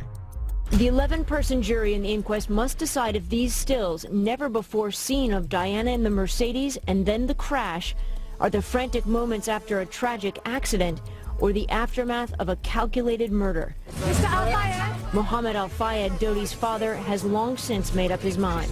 I believe that my son and Princess Diana have been murdered by the royal family. He claims Diana was pregnant and about to announce her engagement to his son, an embarrassment so great, he says, that Prince Philip commissioned British Secret Service to kill the couple. Assassination is an option when the ruling class can identify an enemy who cannot be compromised. But how do they bend the population's will to do their bidding? Well, a false flag operation is one in which the attacker carries the flag of someone else. It's usually a military operation, and the purpose, of course, is to create the impression that the attacker is someone else. They want to create negative public opinion against the nation whose flag was being used. Or they may even not use a flag at all. This sort of thing is done all the time, and it's certainly not unique in history. I think we've been seeing a lot of it lately. Americans are easily motivated by false flag operations, and I think it's inevitable that we will see false flag operations in the near future. It is used in order to seize power at an accelerated pace. A very well documented modern example of this is the Tonkin Gulf incident. There were 2 sets of Tonkin Gulf incidents. The first one on August 2nd were real but trivial. The second on August 4th, 2 days later, were the ones to which we actually sent planes off in retaliation and were, in theory, much bigger, a torpedo attack on a U.S. destroyer, but in fact it never happened. When McNamara visited Vietnam, he confirmed the Tonkin Gulf incident never occurred, and once again, we were lied into war. To this day, I don't know what happened on August 2nd and August 4th, 1964 in the Tonkin Gulf. The general provided the answer, saying his Navy attacked the Maddox on August 2nd. But on the 4th, nothing happened. There was absolutely nothing, he said. We know for a fact now that NSA and CIA both falsified their reports up to Johnson on that day to make it look as if there had been an attack. Upon the fall of communism, a new threat had to be established in order to maintain their military-industrial complex and keep the people in fear of invisible enemies. More modern examples of this have been used not only to start conflicts abroad, but to instill fear in large populations in order to demonize groups and further erode civil liberties. The majority of people still believe that Timothy McVeigh was a right-wing extremist who bombed the Oklahoma City building with a Ryder truck because he was upset with the government. People close to the event told a very different story. A local congressman believes that convicted bomber Timothy McVeigh and his accused co-conspirator Terry Nichols are not the only ones involved. The Oklahoma State Representative Charles Key produced a videotape featuring witnesses who claim to have seen Timothy McVeigh with another man the morning of the bombing. He was wearing a ball cap. Timothy McVeigh had his on backwards, which just like this. It was on his head. The other gentleman had his on like this. In fact, the FBI had actively pursued John Doe No. 2 in its initial investigation, then denied his existence altogether. There were also multiple reports that explosives were found inside the Murrah building. The Justice Department is reporting that a second explosive device has been found in the AP Murrah building in downtown Oklahoma City. Mike, you're still with us, aren't you? Yes, I am, and I might tell you in addition to that, that in fact what we were told at the scene a few minutes ago was that in fact 2 different explosive devices were found in addition to the one that went off. The second explosive was found and defused. The third explosive that was found, and they are working on right now as we speak, I understand, both the second and third explosives, if you can imagine this, were larger than the first. Bomb squads were actually caught on video pulling into the building to retrieve these devices. They'll back that trailer down there, and the bomb squad folks will go in, and they will use that trailer. You see the bucket on the back there, sort of, this is how they would transport the explosive device away from this populated area to try to do something with it. I just took a look down the street at the Murrah building again. I see another bomb truck going, so apparently they're going to try to get out that third bomb that's been talked about. This was even confirmed by the governor at the time, Frank Keating. One device was deactivated. Apparently there's another device, and obviously whatever did the damage to the Murrah building was a tremendous, very sophisticated explosive device. Members of the ATF who would have normally been in the building were tipped off prior to the bombing. He saw what appeared to be a police bomb squad truck near the Murrah building 2 hours before the blast. It had a shield on the side of the door, and it said bomb disposal or bomb squad below it, and I really found that interesting. Another witness who spoke to ABC News on the condition of anonymity will tell the grand jury tomorrow he was told by an ATF official agents working in the building had been warned in advance not to come to work.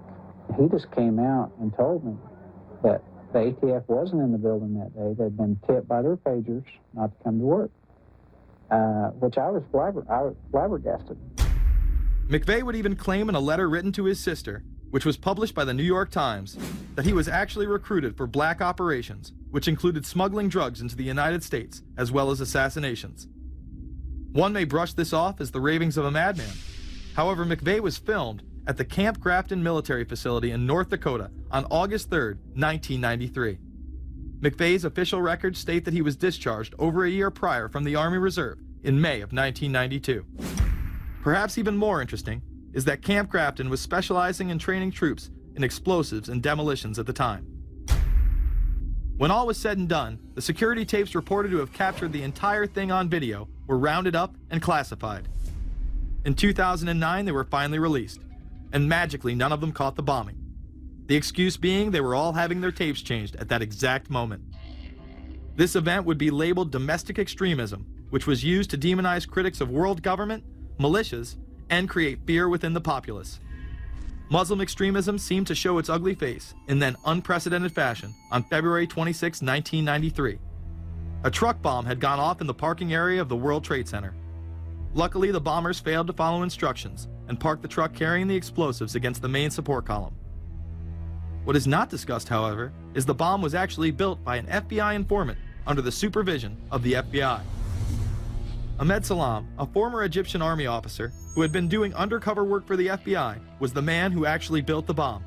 When he was told that he would have to use real bomb-making material instead of harmless substitutes, he became suspicious and began taping his conversations with FBI officials.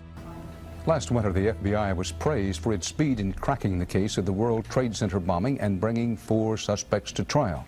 Now, there is some evidence that the FBI may have known of the plot in advance through an informant and might even have stopped the bombing that killed 6 people. Notice the media emphasizes that they might have been able to stop it. They then gloss over the fact that the bomb was built by their agent under FBI supervision in conjunction with the district attorney. FBI agents might have been able to prevent last February's deadly explosion at New York's World Trade Center. They discussed secretly substituting harmless powder for the explosives, but they didn't, according to the FBI's own informant, Emad Salem. Unbeknownst to the FBI at the time, Salem recorded many of his conversations with his handlers. The actual recording where Salam discusses this with his FBI handler, John Antisev, was released years after the trial. You got paid regularly for good information. I mean, the expenses were a little bit out of the ordinary, and it was really questioned. Don't tell Nancy I told you this. Well, I have to tell her, of course. Well, then if you have to, you have to. Yeah, because, I mean, the lady was being honest, and I was being honest, and everything was submitted with a receipt. Yeah. And now it's questionable. It's not questionable. It's like a little out of ordinary. Okay. You know. All right. I don't think it was. If that's what you think, guys, fine. But I don't think that, because we was start already building the bomb, which is went off in the World Trade Center. It was built by supervision from the Bureau and the DA, and we was all informed about it, and we know that the bomb start to be built. By who? By your confidential informant. What a wonderful, great case.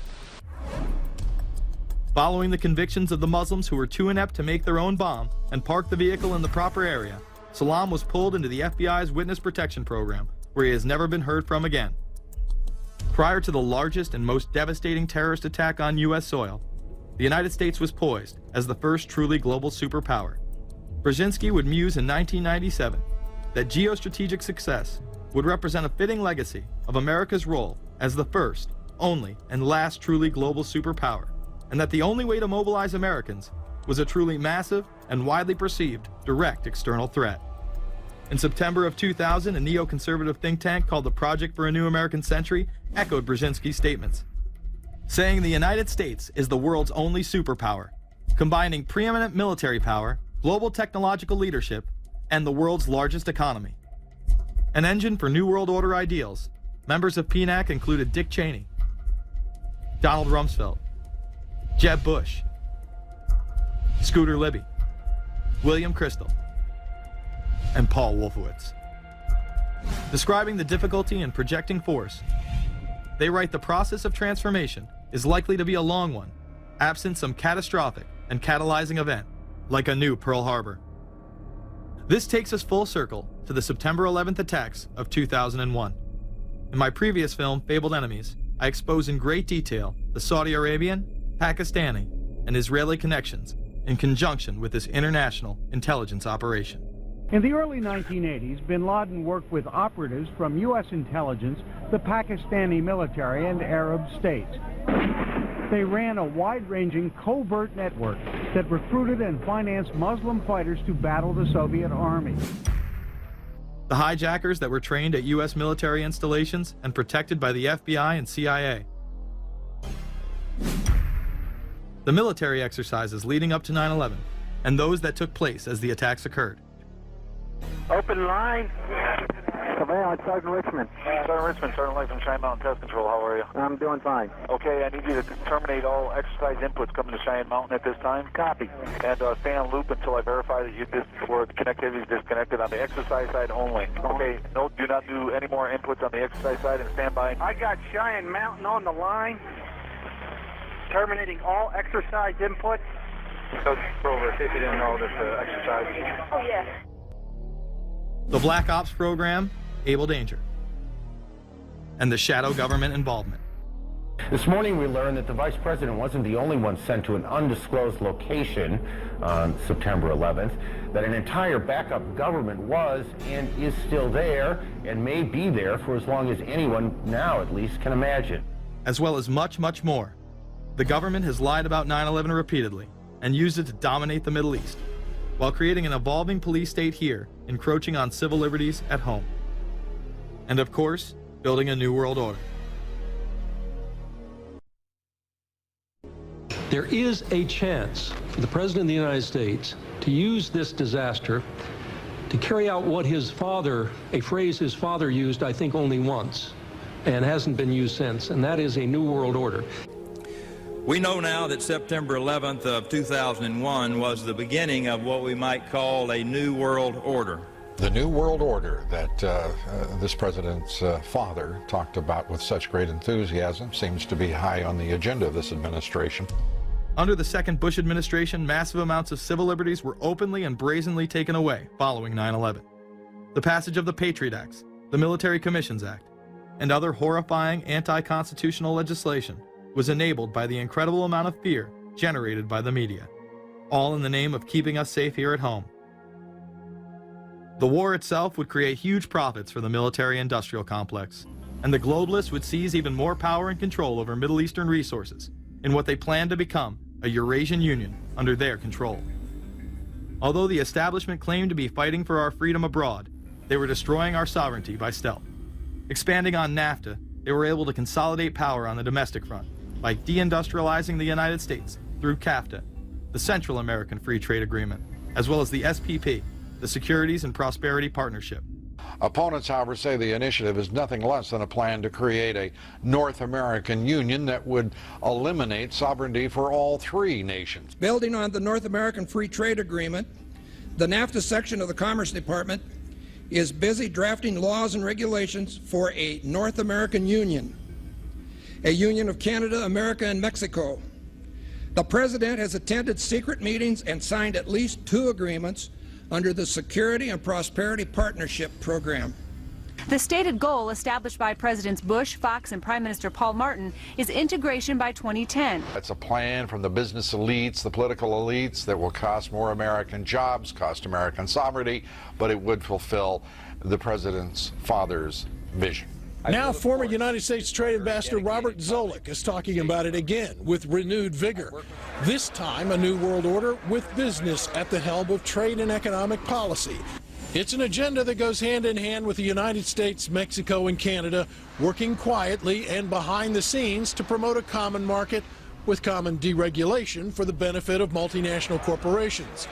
It's remarkable to me, the arrogance, the idea of just simply throwing away the nation's sovereignty, but they're trying to do so in so many ways. People better understand that they mean exactly what they're saying. It's a new world order they're trying to create. Dobbs, the only mainstream anchor to expose the New World Order, resigned shortly after bullets were fired into his home.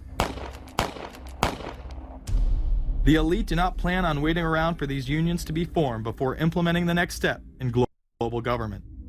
Through the vast global economic crisis of the last few years, they have been able to devalue the dollar and undermine it as the world's reserve currency. They have allowed the Federal Reserve and IMF to consolidate power by taking control of the Securities and Exchange Commission, as well as issuing a global currency instead of the dollar, disguised as a special drawing rights unit. This aspect of the New World Order was announced at the G20 in April of 2009. There is a big thing that's going to happen in London at this G20, and then they're hiding it, they're camouflaging it, they're not talking about it. Coordination of international regulation.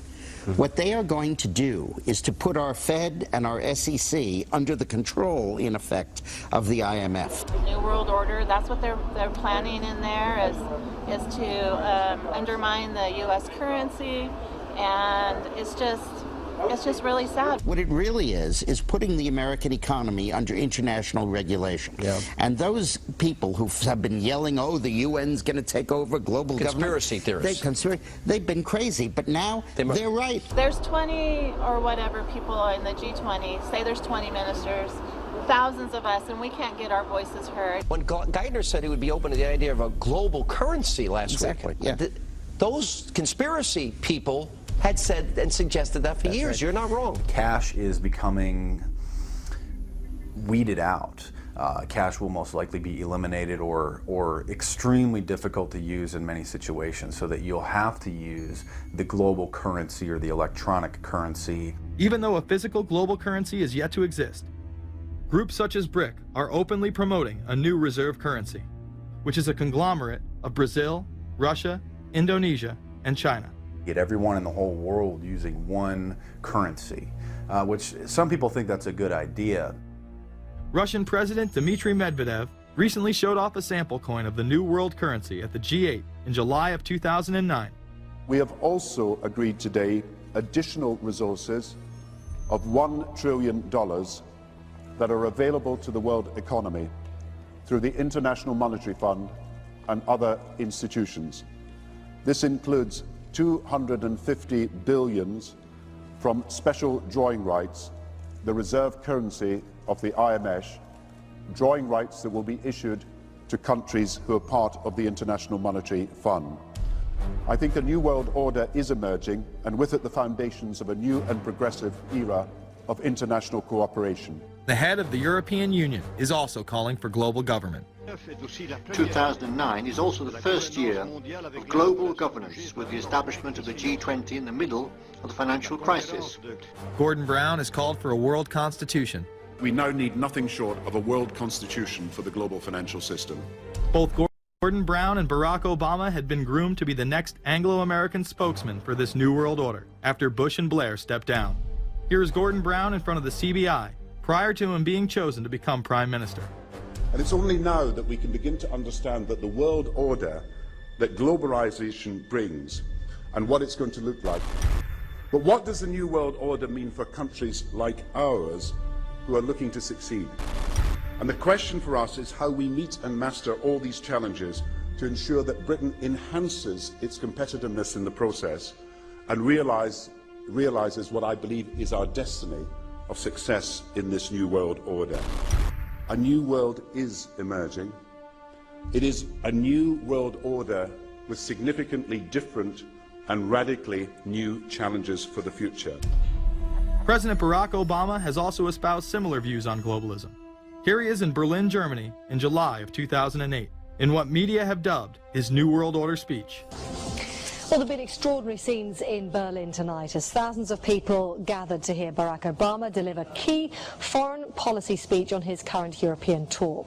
The Democratic presidential hopeful laid out his vision for America's place in a new world order. In this new world, such dangerous currents have swept along faster than our efforts to contain them. And that is why we cannot afford to be divided.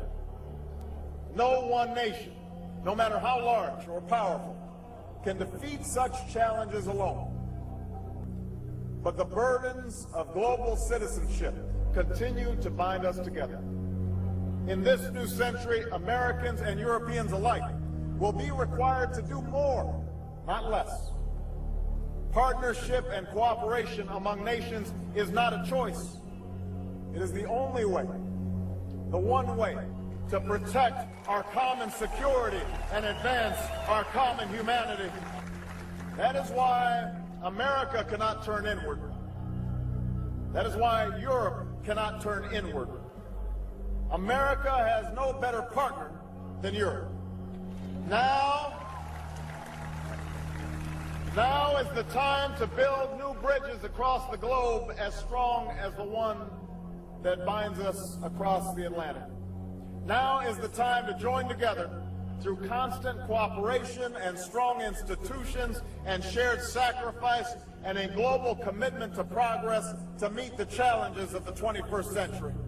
Barack Obama also became the first sitting president to ever become the chair of the Security Council for the United Nations, which only further cites his allegiance to world government. In an era when our destiny is shared, power is no longer a zero-sum game. No one nation can or should try to dominate another nation. No world order that elevates one nation or group of people over another will succeed. No balance of power among nations will hold.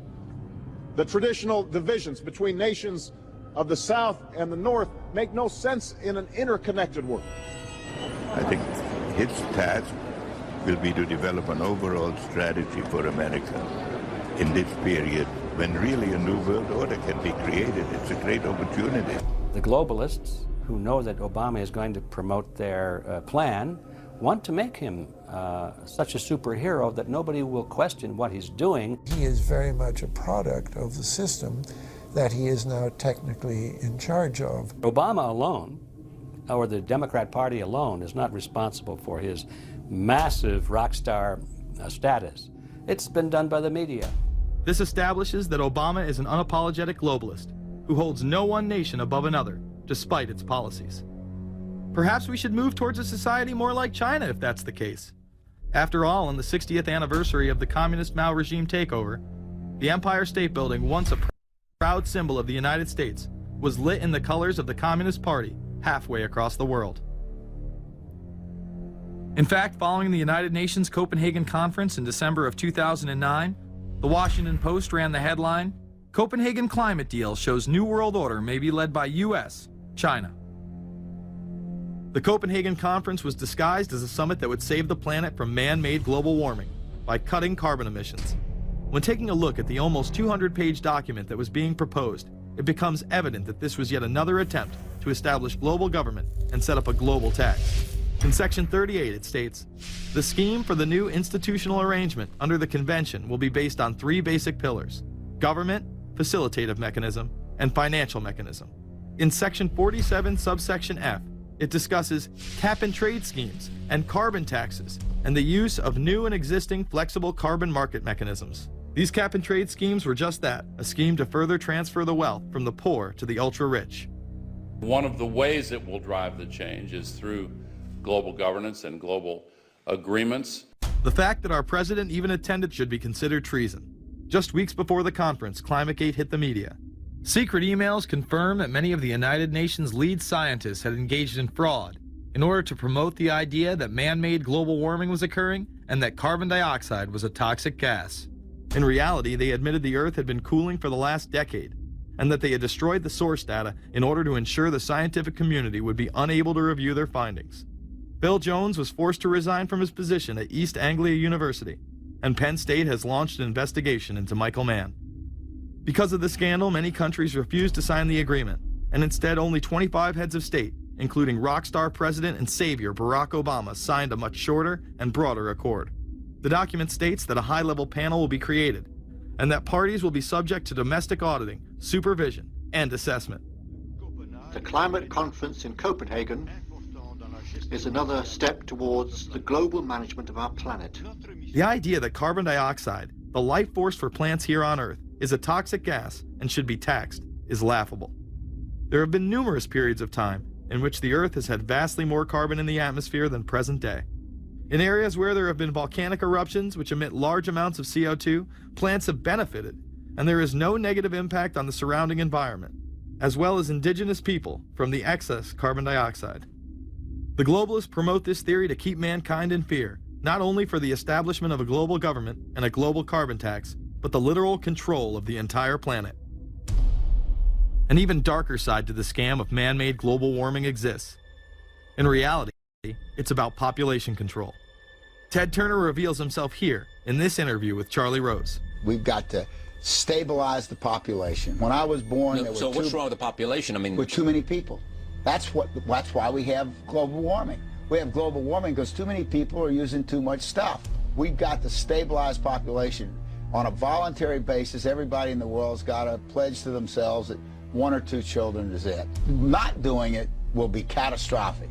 We'll have 8 degrees, we'll be 8 degrees hotter in 30 or 40 years, and basically none of the crops will grow. Most of the people will have died, and the rest of us will be cannibals. Civilization will have broken down. What the few people who are left will be living in a failed state like Somalia or Sudan, and living conditions will be intolerable. The droughts will be so bad there'll be no more corn growing. Not doing it is suicide. Unbelievably, when Turner met with other globalists, David Rockefeller, Warren Buffett, Bill Gates, Michael Bloomberg, and even Oprah Winfrey to discuss population control, they were portrayed as superheroes.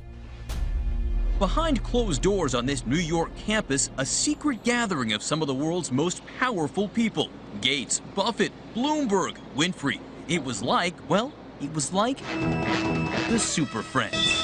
In the great hall of the Justice League, there are assembled the world's 4 greatest heroes. Together with others at the meeting, including George Soros, Ted Turner, David Rockefeller, they're worth more than $125 billion. The new Superman and Wonder Woman, the super rich friends, not fighting bad guys, but fighting for good nonetheless. Would a superhero call for a one-child policy? Would a superhero call for population control? In a recent interview, he claims that 2 billion people would be ideal. That means 4 billion plus must die to accommodate a man who owns more acreage than anyone else on the planet. Let's not forget that Ted Turner is the president of the United Nations Foundation. There are countless examples of how we are being indoctrinated to accept these kind of conditions and believe that man and his activities are the problem. From the promotion of climate cops, we're the carbon cops and we're on the lookout for energy wasters, to phony liberals and conservatives getting together to promote climate change. Hell, let's face it, we're polar opposites. We couldn't be further apart. I'm on the left, and I'm usually right. And we strongly disagree. Except on one issue. Tell them what it is, Reverend Pat. That would be our planet. Taking care of it is extremely important. We all need to work together, liberals and conservatives. So get involved. It's the right thing to do. Now there you go again. The New World Order will stop at nothing to achieve planetary dominance, whether it be assassination, wars based on lies, and even a phony environmental movement. So it should come as no surprise that they have been tracking, tracing, and databasing our lives for years.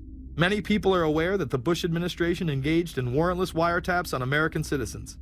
What they don't understand is that it has come out in court that all the major telecommunications companies have been secretly storing every piece of data received from our phones and our computers and handing them over to the National Security Agency. You heard about the government secretly listening in on phone conversations without a warrant, but there is evidence that your email is also being tapped. The government has been intercepting most emails as part of its terrorist surveillance program.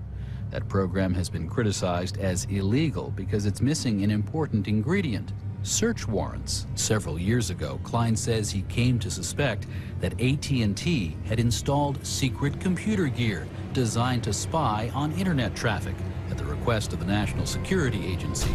This is just a small part of the picture, as AT&T was not the only company involved and emails were not the only issue. The NSA was installing Norris Insight systems, which are capable of monitoring billions of bits of internet traffic per second. It was also able to monitor any calls traffic through its system, all websites visited, all instant messaging, and separate types of transaction records. The secret room at AT&T contains gear which enables the government to look at every individual message on the internet and analyze exactly what people are doing. Here's another document. It mentions a company called Narus. Narus makes computer software that can swallow and analyze 10 gigabytes of information every second. That means it could go through all the information in all the books in the Library of Congress in a little over 15 minutes. The documents Klein and others were able to produce were then censored by the NSA. Bankston isn't allowed to talk about the documents in detail. The government has since had them sealed, but he says what is in there boggles the mind. We are talking about a substantial portion of all the communications traffic in the United States. The policies have been shielded by the Obama administration and continue to this day. Attorney General Holder has publicly stated lawsuits be thrown out of court, and after several attempts, Klein and other cases were thrown out as well, once again citing the national security of what used to be a constitutional republic, not a massive corrupt slave state. Living in the New World Order, when it's close to completion, for the average citizen, for people like you and me, is going to be essentially slavery. We're never going to be able to get ahead. We're never going to be able to amass enough wealth, essentially to retire or to do what we want to do in life. We're going to constantly be working for the man. They're creating essentially a two-class system. So it's going to be an inner ruling elite and then everyone else. And I got news for you. You're everyone else. The New World Order that is currently being built revolves around creating a global technopoly ruled by the elite, in which they dominate and control a severely reduced populace, which they treat as their pets. In the New World Order, the people are the enemy. Internal documents released in March of 2009 reveal that the Department of Homeland Security is targeting citizens who discussed the New World Order, people with a Christian identity or sovereign citizens who argue that the government has gotten away from the intent of the Constitution and are strong states' rights advocates. People who are anti-immigration, stating, extremists will argue that immigrants are taking the jobs of U.S. citizens during times of high unemployment and without paying taxes. People who oppose the Federal Reserve banking system. People who display constitutional party or libertarian material. People who support Ron Paul. And those who have bumper stickers containing anti-government rhetoric. This document is one of literally thousands that make everyone a possible terrorist. This establishes a pattern of demonizing ordinary citizens while giving draconian powers to the state. You are considered guilty until proven innocent. As technology is developed, separate parts of their command and control system are beta tested around the world. Here at home, Boy Scouts are being trained to take on returning veterans and disarm domestic extremists, while national programs such as City Year are training young people to serve the government. I am change. I am fierce. In the United Kingdom, it has been established there are over 4 million CCTV cameras. That is around 1 camera for every 14 citizens. Their purpose is not to solve crime, as it takes 1,000 CCTV cameras to solve just one crime. It is to create a tattletale society in which everyone is under constant surveillance by the state and those around them. The company Internet Eyes is now paying people to log on to the internet and watch CCTV cameras in real time as they turn in criminals for cash. Families deemed by the state to be unfit in England have now been put under 24-hour CCTV supervision in their homes.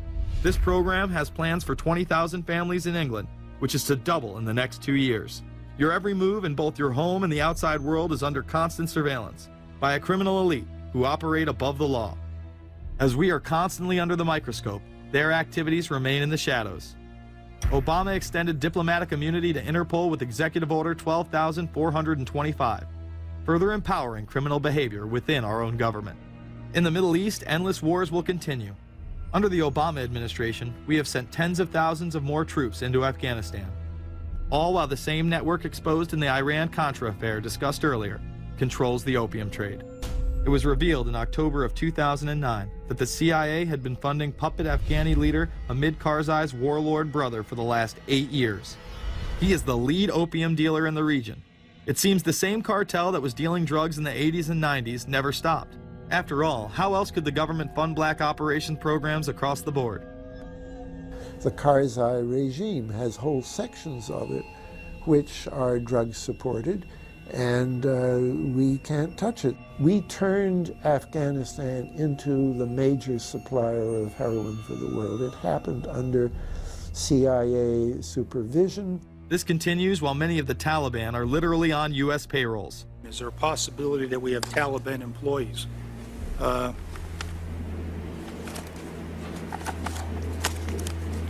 commander in the field, or I should say the COCOM commander, General Petraeus, has made it a conscious effort to, as part of his coin strategy, to hire local nationals. I can't talk in this form, nor am I the qualified guy to talk about it, but there is no doubt in my mind, one day you're on one side of the ledger, the other day you may be on the other side of the ledger. Biometrics have been instituted in both Afghanistan and Iraq, where individuals are subject to fingerprint devices, iris scanners, and electronic databases to screen local residents as well as DNA tests.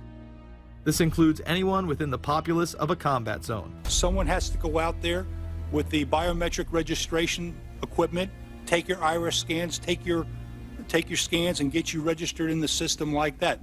As scary and tyrannical as these systems seem to be, none may be as dangerous as the implantable RFID microchip. Through various pretenses, including terror, security, and entertainment, the chip has been promoted and integrated into society. In 2001, following the 9/11 terrorist attacks, the Jacobs family became the first family to be injected with microchips in front of a live television audience. We have a Florida family who are really pioneers in a brave new world. They have volunteered to be the first ever to have microchip identification devices implanted into their body. After 9/11, I was really concerned with the security of my family. In 2004, the FDA approved the use of RFID technology to be implanted into human beings. However, studies dating back to the 1990s show the implantable microchip has been linked to cancer in animals, but this has not slowed the agenda of control. In Barcelona, trendies get chips in order to receive VIP status at the exclusive Baja nightclub. A simple swipe of the arm gets them in without a line, and it pays for their drinks too. The Mexican government also chipped employees for security measures in 2004. We were interested today to hear that more than 100 law enforcement officials in Mexico are having microchips implanted in their arms. The chips allow a person to be scanned, sort of like a cereal box at the supermarket checkout. Mexico's Attorney General and 160 of his deputies have had microchips implanted in their arms. It is to provide access, said the Attorney General, to the right people in exclusive areas. Today, aside from being promoted as a device that can save your life by storing all of your medical information in it, it is being promoted as the next generation tool for video gaming. Sega developer Yu Suzuki plans on developing gaming technology using implantable RFIDs. He states, people that have some sort of chips in their bodies, to be able to keep track of vital signs. So it doesn't have to be a scary thing, but you could put a sensor here, you know, a bit like the Matrix, as he points to his arm. It's not really something only in the future. Some people already have them, chips in their bodies. Suzuki is correct. It has never been easier to order a microchip online and implant it under your skin. Microchips implanted in your hand, arm, or shoulder is just the beginning. Some have already taken implantable brain chips that may enable the blind to see again, the deaf to hear, and much, much more, including the ability to download information directly into the brain and instantly communicate with anyone in the world, creating a worldwide mind. It's very interesting that the way that the New World Order is going is moving towards a system that is identical to that, whether it's going to be an implantable microchip, an RFID, a thumb scan, whether it's going to be some sort of a tattoo. Imagine a planet where every human being is required to be chipped at birth. This would be the final tool implemented in a command and control world government system in which the elite rule the masses with total control of their lives. This is, of course, a terrible predicament for those of us who are convinced that this system is slowly but surely destroying this country and has to be changed. But we can't count on the elected presidents to do it, and we can't count on the elected Congress to do it. We somehow have to mobilize the technological resources of the internet to create some kind of new political force in this country. So is there anything else about the ruling class we should know? Politicians, business leaders, and media figures are often portrayed as pillars of morality while they describe themselves as Christian conservatives. Nothing could be further from the truth. In reality, many of the elite are groomed at a young age to take part in occult rituals. Those who attend Yale are indoctrinated into the Order of Skull and Bones, an elite secret society cloaked as a fraternal order. Yale University is 300 years old this year, and were you to visit its campus, you would see that it still has exotic clubhouses, which look like tombs where Yale's legendary secret societies meet. Their prestige and importance have largely evaporated, but the rituals are still a secret. And so when we heard that some enterprising characters had managed to spy on the famous Skull and Bones Society, we couldn't resist. Skull and Bones, people say it's a fraternity at Yale University, but it's really a postgraduate organization. So it was founded in 1832, and it's not like a normal fraternity. People don't pledge. These people choose who they want to come. So they do the recruiting. They recruit 15 people every year, people who they see are going to be powerful people in the future. So they're recruited when they're a junior in college. A lot of these people come from really wealthy and influential families because they know that this person has the resources to then elevate them to a position of power that can benefit the club. The video shows the neophytes, or initiates, kissing a skull, then performing a mock human sacrifice. Horrific screams caught on tape include chants of, "The devil equals death, death equals the devil." True. Famous alums include Senators John Kerry and John Chafee, to name two, cabinet secretaries such as Averell Harriman, and 3 presidents, William Taft, George Bush, and George W. Bush, who's been reluctant to talk about Skull and Bones. Does it still exist? The thing is so secret, I'm not even sure it still exists. Former Skull and Bones members and current members have been presidents, heads of the CIA, senators, heads of business. I mean, huge, huge corporations. These people have the network that brings them to such a position of power that most people could only dream of. Bush would run against his fellow bonesman and distant cousin John Kerry in 2004. You both were members of Skull and Bones, a secret society at Yale. What does that tell us? Not much, because it's a secret. Is there a secret handshake? Is there a secret code? I wish there were something secret I could manifest. 322, a secret number? There are all kinds of secrets, Tim. You were both in Skull and Bones, the secret society. It's so secret we can't talk about it. What does that mean for America? The conspiracy theorists are going to go wild. I'm sure they are. I don't know. I haven't seen the web. Number 322? This is an elaborate, occult, ritualistic entry into this group that they are now a member of for life. This culture of death in the occult continues long after college. Later on in life, these pagan rituals carry on in the redwoods of Sonoma, California. And what is the Bohemian Grove? Well, it's a kind of summer camp for the powerful, an all-male gathering in great secrecy. This group was formed in the late 1800s by artists, industrialists, and politicians. Bohemian attendees worship the owl as their deity. The Aztecs, Mayans, and other natives of Mesoamerica consider the owl a symbol of destruction and death. This is why the opening ritual for the club is the cremation of care. During the ritual, the effigy of a baby is rowed across the water by the Grim Reaper and given to a high priest, who then tosses it on a fiery sacrificial altar of a 40-foot owl god. It is an earth-based ritual in which care is burned away. The conscience is symbolically cast aside so that they may ignore the pain they have inflicted on others for the advancement of their own agendas. With this ceremony called the cremation of care, that begins the two-week encampment where the body of dull care, symbolizing woes and concerns, is burned on an altar in front of a big owl statue. When that ceremony ends, they all start to cheer and yell. You have to ask yourself why it is that somebody would want to do that, let alone these elite people. And if you look at the elite throughout history, many of the people that achieve pinnacles of power are into the occult. They seek a supernatural way to gain power. Why are Christian conservatives such as the Bushes and Newt Gingrich attending the Grove? And I recognize I'm not going to be invited to Renaissance Weekend or that Bohemian deal where Newt, Rush, and Dick all sit in a teepee naked beating on tom-toms. Why does the media barely mention the Grove? Because many of them are in attendance. Late political cartoonist Phil Frank of the San Francisco Chronicle draws a reporter thinking about his loyalties to Bohemian Grove as he takes notes for a story. Stories about what happens in these redwoods are hard to come by.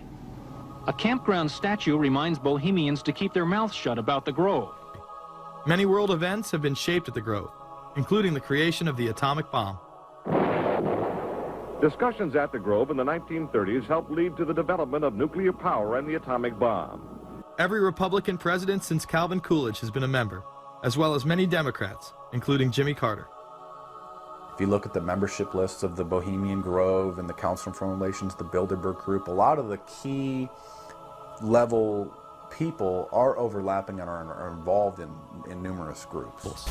In addition to pagan rituals that take place there, this all-male club also deals with darker themes through the plays Montezuma, which feature Aztec human sacrifice, and Faust, which feature Mephisto. Some of these plays are disturbingly flamboyant. Many of the elitists have a penchant for cross-dressing and singing show tunes. Perhaps that is why much of the all-male staff also happen to be homosexuals. Well, each year, many of them seem to have a stunt or try to come up with a stunt. Last year, in 1980, the popular button was Free the Fortune 500. Bohemian Grove that I attend one time at a time. It is the most faggot goddamn thing you will ever imagine. In 2004, the New York Post reported that gay porn star Chad Savage would be servicing moguls at the Bohemian Grove. In recent years, several politicians have been outed in scandals, including Senator Larry Craig, who tried to solicit sex from an undercover officer in 2007. Even more shocking, it was revealed in 2004 that right-wing blogger James Guckert, who had unprecedented access to the White House during the Iraq War, was actually Jeff Gannon, a madam and male prostitute for MilitaryStuds.com. During his 2 years writing for GOP USA and Talon News, Gannon officially made over 200 appearances at the White House. Oddly enough, over 24 of these visits would take place when there were no scheduled briefings. He failed to check in or out with the Secret Service on many other occasions, coming and going as he pleased. These type of activities are not new to the White House. In 1989, headlines involving call boys in the White House rocked the cover of the Washington Times. The Washington Times reported today that unidentified White House aides in the Carter, Reagan, and Bush administrations now are being investigated for using the services of a call boy ring. The paper reports that 2 of the male prostitutes were given a late-night tour of the White House last year. Hundreds of credit card receipts obtained by the Washington Times confirm that its clients were key officials of the Reagan and Bush administrations, military officers, congressional aides, and U.S. and foreign businessmen with close social ties to Washington's political elite. This ring extended beyond the White House and into Congressman Barney Frank's bedroom. Barney Frank, one of 2 openly homosexual members of Congress, acknowledged having used a male prostitute, whom he then hired as a personal employee. The man had keys to Frank's basement apartment on Capitol Hill. Frank paid him approximately $20,000 out of his own pocket to be his housekeeper and driver. But as first reported in today's Washington Times, the man was on probation for sex crimes and a drug conviction, and he ran a prostitution business out of Frank's home. Although Frank tried to claim ignorance, Stephen Goby, the prostitute in question, claimed that Frank was completely aware of what was going on and was even receiving free and discounted sexual services. The fix seemed to be in. Frank was threatening members of Congress to remain silent prior to being exposed in this sex ring. Massachusetts Democrat Barney Frank, a homosexual, threatened to expose fellow congressmen he knew to be gay unless they stopped spreading rumors. Questions stopped and Frank walked away with a slap on the wrist. Some members of the Ethics Committee were disgusted. Do we tolerate, do we condone a member of this body who knowingly permits a house of prostitution to be operated out of his residence? You have just heard one of the most edited, selective garbage that has ever been put forth, in my opinion, in this House. Again, we see people of the highest levels of power involved in the most repulsive and decadent of crimes. They couldn't care less about the code of conduct that's taught in all major religions about treating others the way that you want to be treated. And then they masquerade, they put this false front on that they're like everybody else, because your average person wants to do right, believes in some sort of a karma, believes in some sort of a divine justice in the universe. And so these people need to put on this front that they're like the average Joe in middle America, that they go to church every once in a while, and that they believe in an afterlife and a divine justice. And so they have to put on this front that they're like everybody else in order to get elected and to be accepted and to not have people look at them suspiciously, because if somebody goes around and openly admits that they were an atheist or that they were of some obscure religion, people aren't going to throw their support behind them as much, and they're not going to trust them as easily. The reality of this behavior is never revealed to the public, as the media keeps any revelations quiet. Unfortunately, these type of activities continue to this day. Florida Congressman Mark Foley chaired the House caucus on missing and exploited children and went on television praising Chris Hansen's To Catch a Predator series. The Dateline piece has probably done more than any law we can create.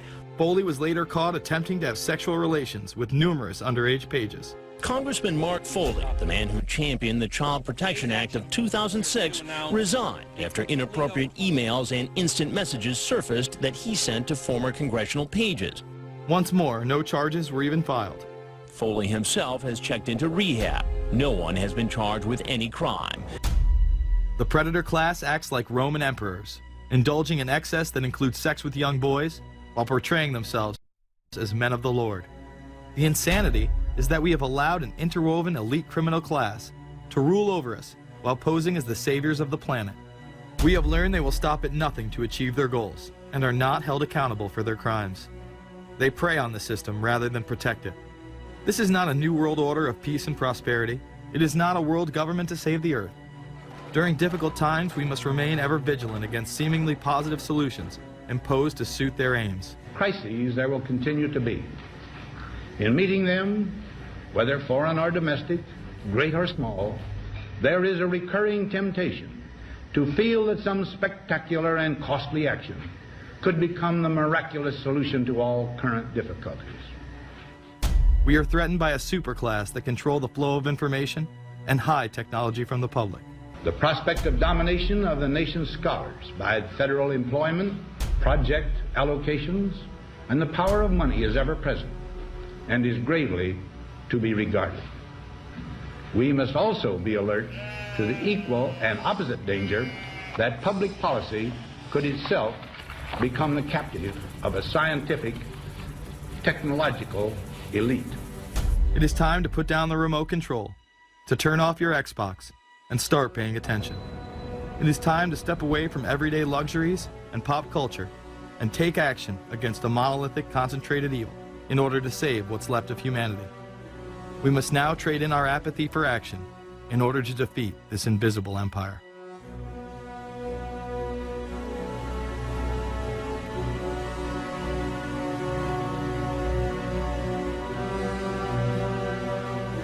How set up are we to deal with this New World Order?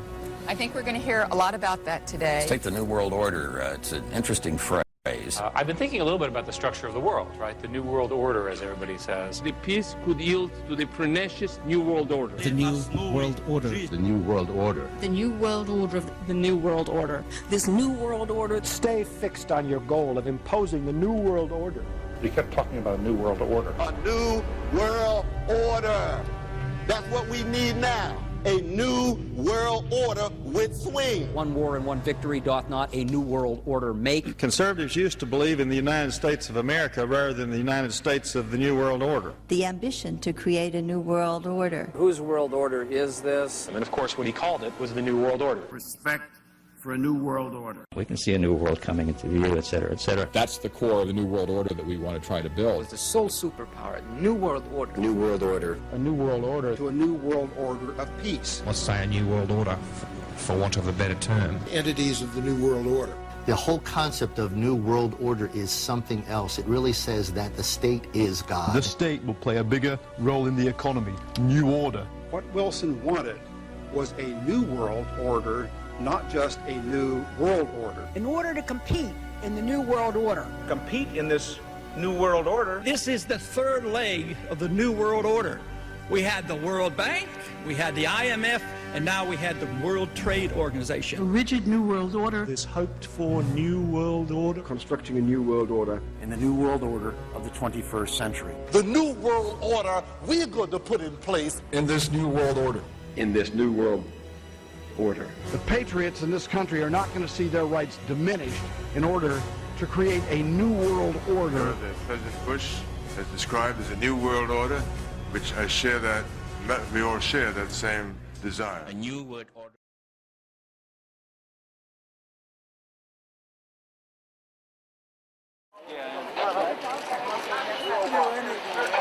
No, just tell us to leave and go home. Where's the announcement? Seriously. This is police brutality. All members of the press are all going to be on TV. Guys, just remember that's a young girl right there. This is my homework, and I go to this school.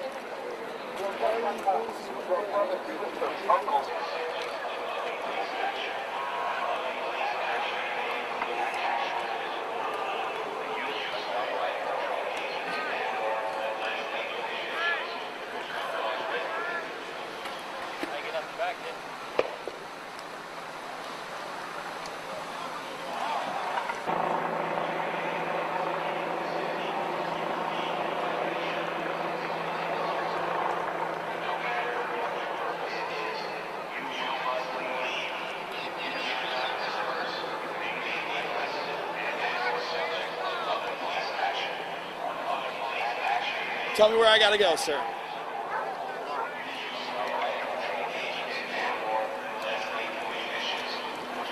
I'm asking where I gotta be. Turn around! All right, jeez.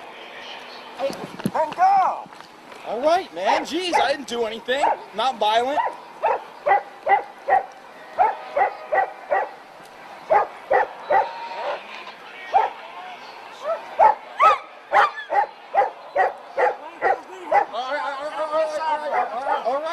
All right, I'm on the sidewalk.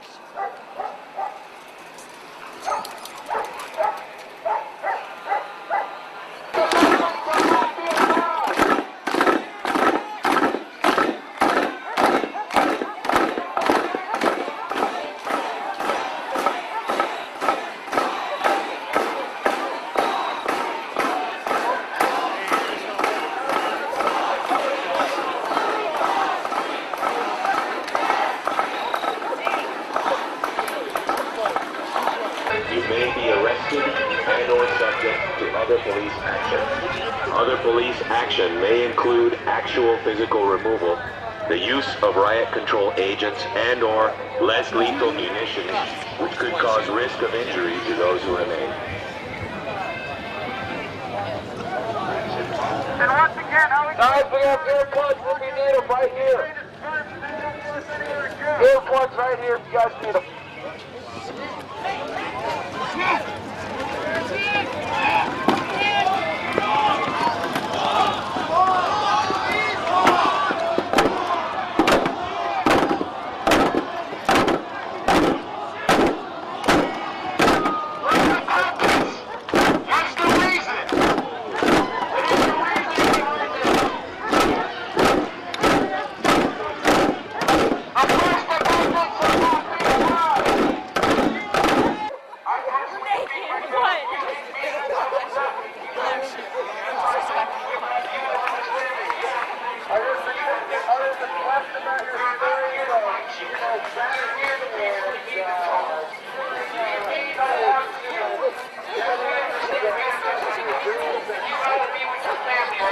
Standing out here facing American citizens. American citizens who love their freedoms and liberties and are willing up to stand up to you guys and your rights because they believe in our rights. We have courage. We have heart. Big Bird. We do not need to recognize our rights. This is clearly just a campaign to you. We got the gear too. This is unfair. If I see anybody committing a crime, breaking a window, lighting something on fire, I will personally go over there and stop it. Because I understand that does not work, it doesn't help anybody. I understand that it's not declassified. That the police work as agent provocateurs. Here we go! Down here. Here we go! Time to go home, boys! Time to go home, boys! Time to go home, boys! Go home! Wait, post right there! Post right here! I don't think so! Let me go! Please! I'm going! I'm going! Get out! I'm going! Get out! I'm going! Get out! Get out! Please let me have my vehicle! My bike! That's right! Stay back! Yes, I'm... Get out! I'm gone! Good job!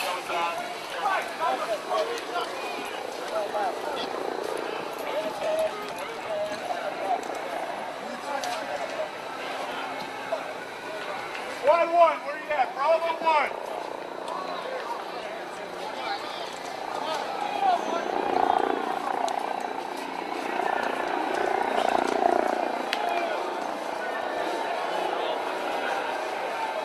Take the buffer, dude. We let you out.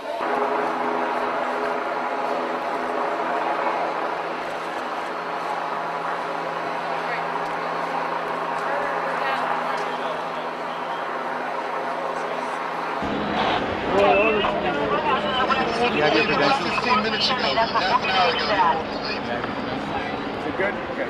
Statute of 312. Thank you. Go ahead. Let her out. I just want you to be through this car pending 200 South Craig Street. What's going on? I'm walking. I'm like, let me get out. They start camera, like, going all around us. I'm walking. Police officer just shoves me with his nightstick. I start running. They're like, you're not moving quick enough. Takes me and beats me. Okay, for your safety, get on the ground. And now we're all being arrested for what? Sir, for your safety, get down on the ground. Can I get out of press? Sir, for your safety, get down. You're with the press? Yes, sir. Who are you with? Dude. Oh, Jesus Christ. She's out? Man, I thought you were caught. Pick's Have out. you seen Pitt? Pick's out. Pick's out. Pick's out. Pick's out.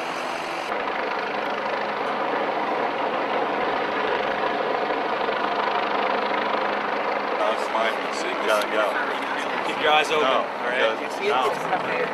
No, keep them open, man. Come on. It's work. Tip your head all the way back, guy. Come on. I don't know. Come on, tip your head all the way back. I got one around my head. Around my neck. You have one. What about my backpack? You got your backpack. Yeah, your backpack's right behind you. You're out of here. She's out of here. She's out of here.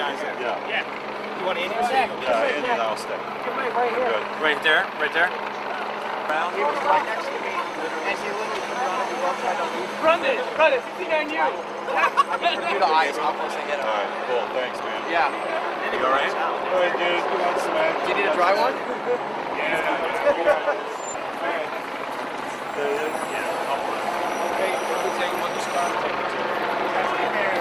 Hey, where you guys parked?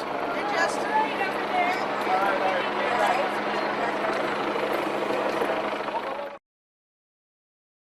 A PhD in political science. I taught English at the University of California for 34 years. And now that I'm retired, I can devote all my time to writing books about deep politics. With the development of the atomic bomb, people worried about the decapitation of the American government. And so ever since the 50s, there have been groups of people, usually very interesting people, planning for what would happen if there was a nuclear attack and the government was, as they say, decapitated. And under Reagan, that planning went off in a new direction. Two of the key people doing the secret planning then were Cheney and Rumsfeld, although Cheney was just an ordinary congressman under Reagan, and Rumsfeld was the CEO of a drug company, but they were empowered to consider. They worked with Oliver North, and it was called Plans for the Suspension of the Government. And they changed the conditions. There was a special executive order which said it would no longer be for an atomic attack, but for any emergency. And that's why it was possible for COG actually to be instituted for the first time on September the 11th, which of course was not an atomic attack. By that time, Cheney and Rumsfeld had been working on the planning for 20 years. And in the late 90s, neither Cheney nor Rumsfeld was in the government. They were both CEOs of corporations. What this means, the only way the best evidence we have about it is to go back to when Oliver North was quizzed about it in the Iran-Contra hearings, and he was asked if he was working on plans to suspend the American Constitution. And the chairman of the committee, the Iran-Contra committee, banged his gavel and said, "We can't go into that in a public session," which sort of corroborated that he knew what was being talked about and there was something there. I think that many of the things that are most disturbing that we've seen since 9/11, the end of habeas corpus, warrantless detention, warrantless surveillance, and above all, preparations for martial law. Those are things that were described about this planning back in the 80s, and we've seen them all come to fruition since 9/11. So in my book, The Road to 9/11, I speculate that this is part of the COG plan that was implemented. The fact is we don't know. Congress doesn't know, and when Congressman DeFazio of the Homeland Security Committee saw that the state of emergency authorizing this had been renewed yet again in 2007, and that there were COG provisions in the classified annex, he asked to see them, and he was told he didn't have the clearance to see them. And then the Homeland Security chairman on stationery officially asked and was told that the committee didn't have the clearances to see what the COG planning was. So that this is we're getting to two levels of government here. One level of government where we have checks and balances, what we call the constitutional government, and a higher level of COG government where the constitutional authorities are not allowed to go. I don't want to get too much into detail, but I think a lot of what we don't understand about what happened on the morning of 9/11 and what Cheney was doing that morning, which is he's given two different versions of, all has to do that he was doing things on a COG phone, which wasn't even in the bunker under the White House, was in a more secure place, and that's why the 9/11 Commission looked for authorization to bring the planes down and so on, and they couldn't find that authorization.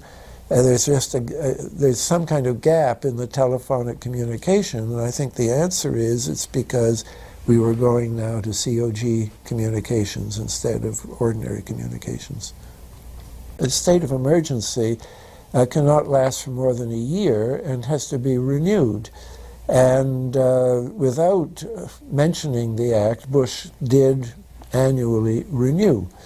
And so it was clear when Obama was elected that we were going to find out what Obama would do. And a former Congressman, Dan Hamburg, and myself appealed to Obama, first of all, not to renew it, and also we appealed to Congress to observe another part of the same law that says that if there's any